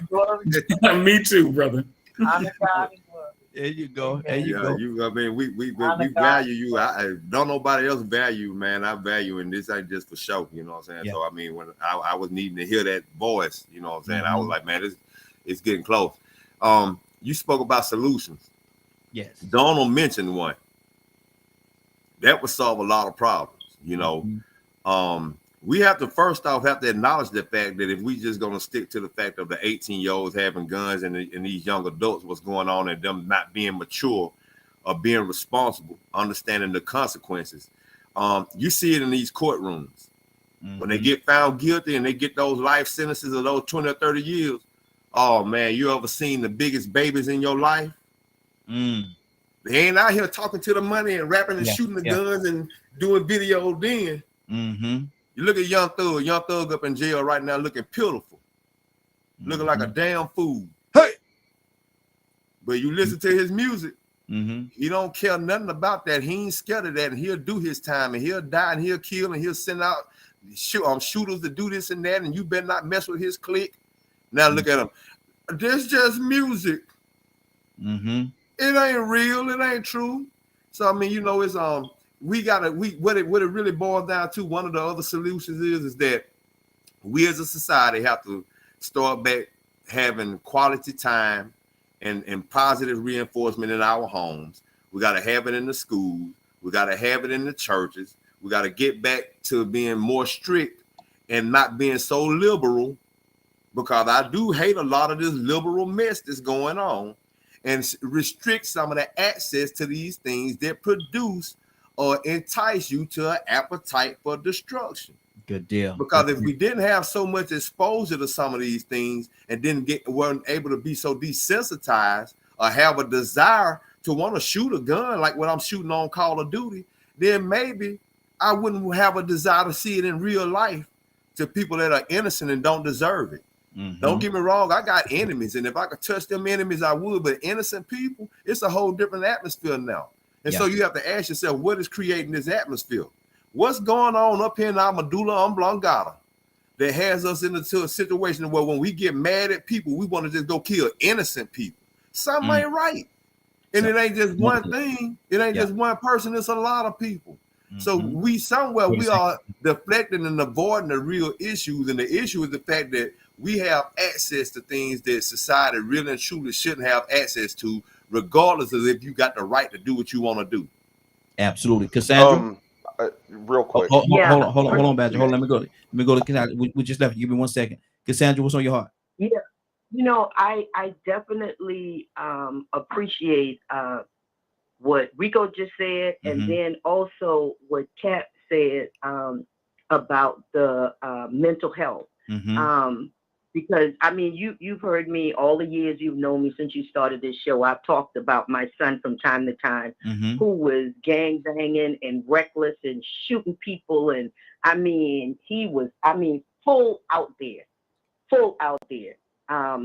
Went to jail. I think my son has probably done.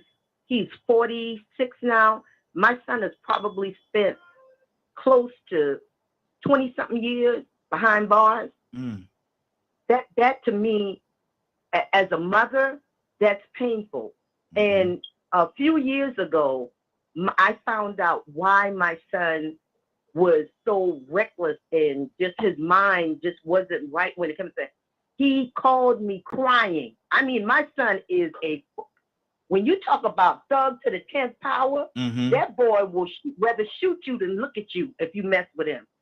That boy called me on the phone crying, saying, I need you to know that your sister molested me from the time I was 4 till I was, I think, 12, 11 or 12. Man, when I tell y'all, my whole world, it's like, boom, everything just came clear, like why he was acting out in school, why he was boom, boom, boom, boom, boom. And man, that thing hurt me so bad.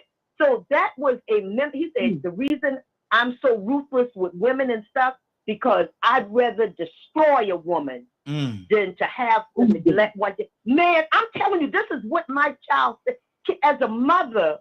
So yes, I agree with Rico. I agree. We got to deal with the mental health aspect. We got to spend time with our families. Let's find out why some of these kids are so angry. What has happened to make them in the mindset that they are, that I'm numb, I don't care about nobody, because literally that's what my son would say. I don't care about nobody. I'll take you out. And he meant that. And he did it many times.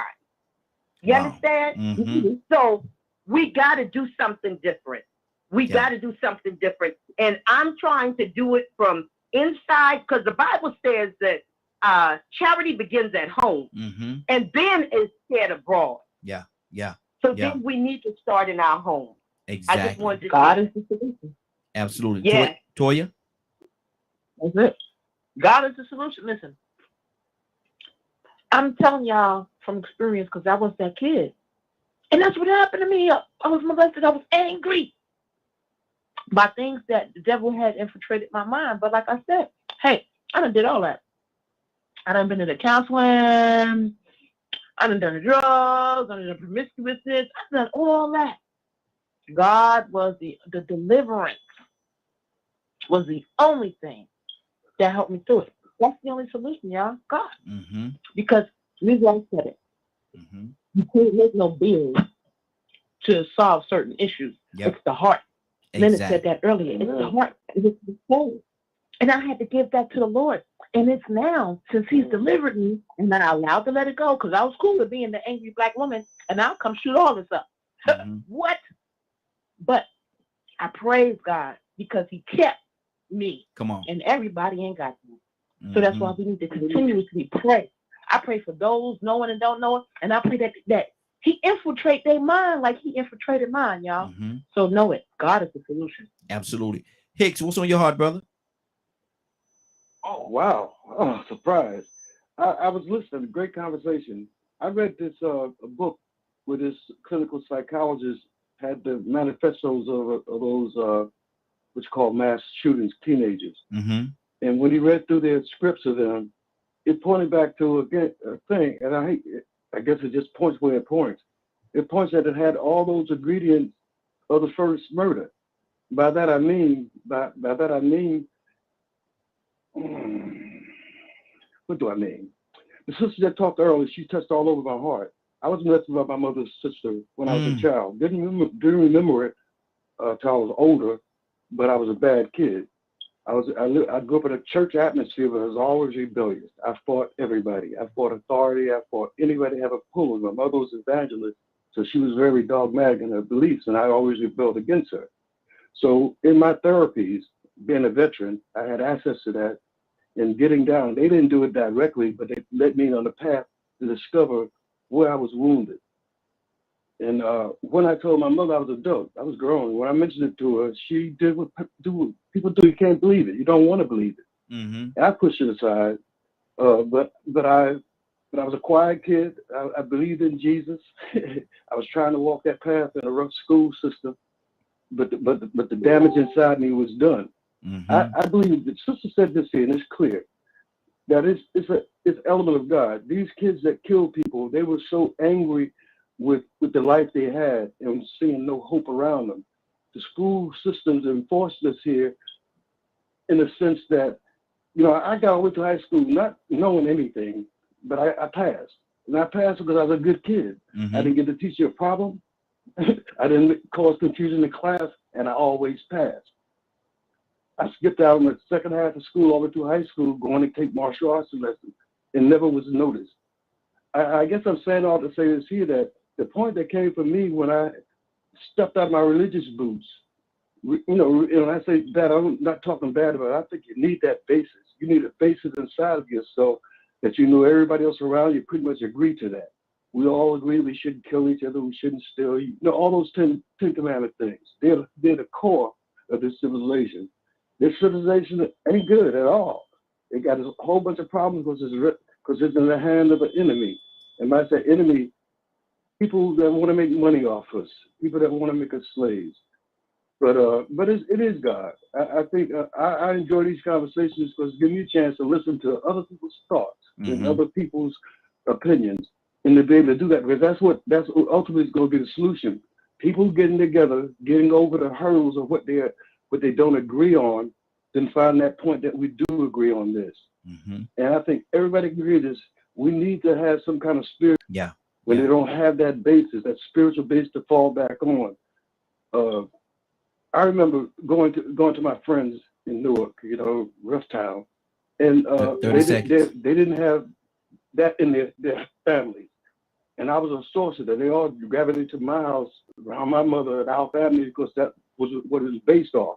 Everybody ate. None of my friends ever turned away, and I didn't see it then. I thought it was like, wow, Mom, why are you giving away all that stuff? We struggling here. But I've learned in the past that you got to give to receive. Exactly. And in my personal life, I look for those little things on my path through life that I can help somebody. I don't leave anybody less than they were when they met me. Absolutely. That's good, brother. That's good. Appreciate you. I appreciate you as well. Yes, sir. Yes, sir. Leonard? Yes, Raheem. What's on your heart, brother? Oh, what I'm doing is listen, I don't make a lot of comments on people's personal situations. But I mean, if you're looking for, solutions and things of that nature, be a part of projects in your community. If there's some way you can help out, do that. Yeah. Yes. But honestly, you have to be serious about it. And you can't be wrapped up in some other ulterior motive. It has to be truly about wanting to decrease the violence. Arguing about it, blaming people, and all that don't work. Hell don't scare nobody. That's one. And the best we can do is try to deter these things. You could raise your children better. You could raise them in better environments. You could choose to do certain things that would help on that level. But I am not about accusing everybody and everything for certain situations. I believe they may be contributing factors, but that's about it. And you have to think about what you attribute your behavior to. Yeah. Because once you attributing your behavior to something else, you're no longer in control of your behavior. Absolutely. Whoa. Absolutely. Let me Can I, please?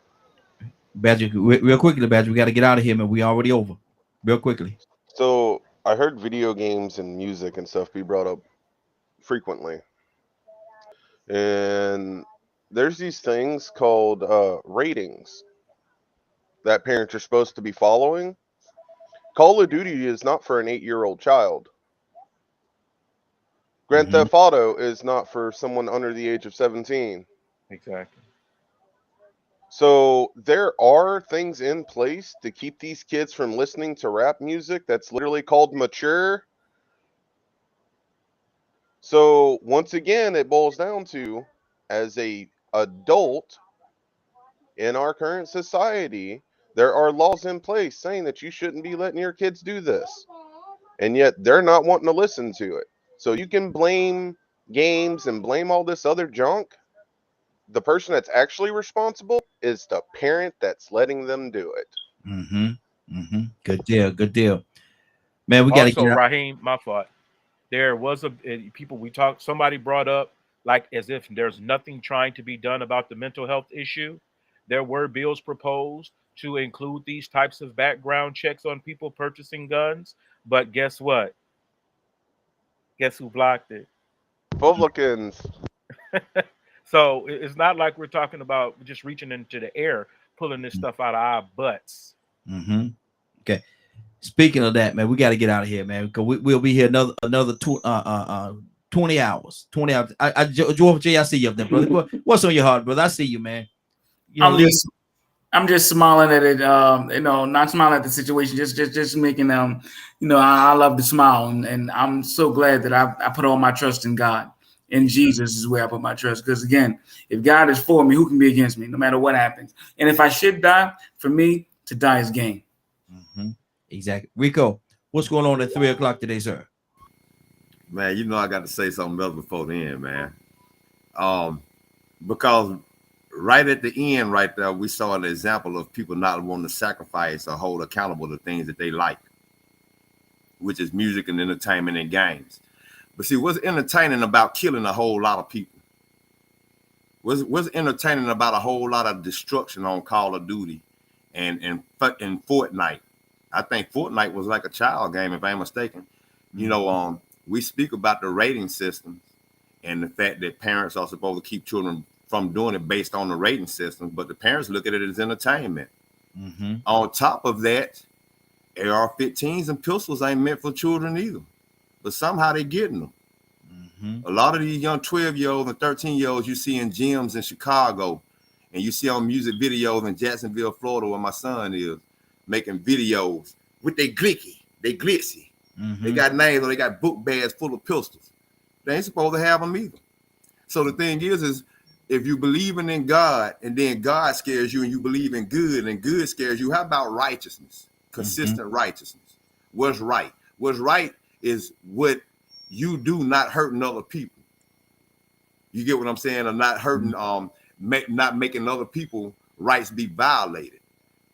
So it's like some things we are trying to avoid. We're trying to avoid the impact of entertainment. And then the fact that we want to be liberal and say, well, hey, ain't nothing wrong with games because I like games. But talk to the kids that tell you that the games are actually what influenced them. So we just saw that. We just saw that sacrifice. It wasn't a deflection, but it was a refusal to sacrifice the things that we love. That's the reason why we're in the shape that we're in, because somebody don't want to give up their rights to AR-15s. And so they're going to argue on that behalf, and they're going to show you, well, hey, the things I like ain't that bad. It's the people. Well, how about it's the fact that it exists and it tempts people to want to indulge in it, even though it's unhealthy, because Call of Duty is not healthy.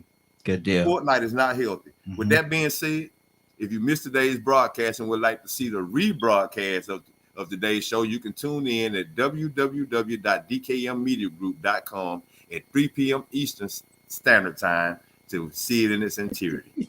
There you go. I left out interior. I had to get that thing back in there. I was like, left it out, Lord. Willa. Come on, Raheem, let's go. Hold on. I got an assignment for you, Willa. Hold on. I got an assignment for you. Okay. Are you ready for the assignment? I'm ready. Toussaint, what's the assignment, brother?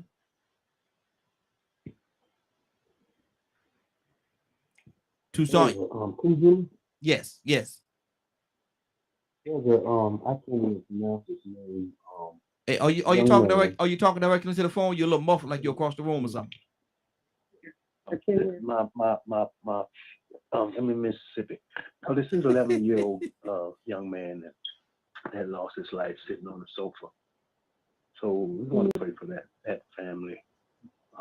They are laying him to rest this weekend, and that's happening over and over again. So will you include that family into your prayer? Amen. Thank you. On you, Will. Let's go. Amen. Let us go before the throne of grace this morning. Let us go before the throne with boldness and expectation. I want to read the scripture. It says, peace I leave with you. My peace I give unto you. Not as the world giveth, give I unto you. Let not your heart be troubled. Neither let it be afraid. That's John chapter 14, verse 27. Father God in heaven, Lord, we believe your word. We believe your word when you said, Lord, that you will give us peace and comfort, Lord. Father, I'm asking prayer for that family that Toussaint had mentioned this morning. A tragic event, Lord, that we don't even understand. But Father, you said it in your word to lean not to our own understanding. All our ways acknowledge you, and you will direct our path. Father, we believe you and trust no man. We stand on your word and your words alone. We stand on your comfort, Lord. Father, you said it in your word that during these times that you would give us peace. And Father, we're asking for that family to strengthen them this morning, oh Lord. Father, there are hard things in this world, but Father, you know because you gave your only begotten son. So Father, we're asking you to strengthen that family this morning in the name of Jesus, Lord. Touch each and every last one on this line. Those who had a prayer request and didn't mention it, Lord. Father, you know all things. We believe that you do. Father, we trust you and your word and the power that you bestow on each and every last one. We thank you, Lord, to give you the highest praise of hallelujah. Grace unto you, O Lord. And we love you, honor, glorify you in Christ Jesus' name. Amen, amen, amen. Thank you, Lord, for your word. You are our answer. In Jesus' name, amen. Rico, only thing you can do is shake your head, ain't it, brother? Anybody got anything before we get out of here today? Charles, you got something? Yeah, man. I don't know anything, man. Really big into none of that stuff. But I disagree with Rico because if people play games have rules and regulations about those games, then if I did like video games, I shouldn't have to suffer because that person was a bad person and didn't know how to.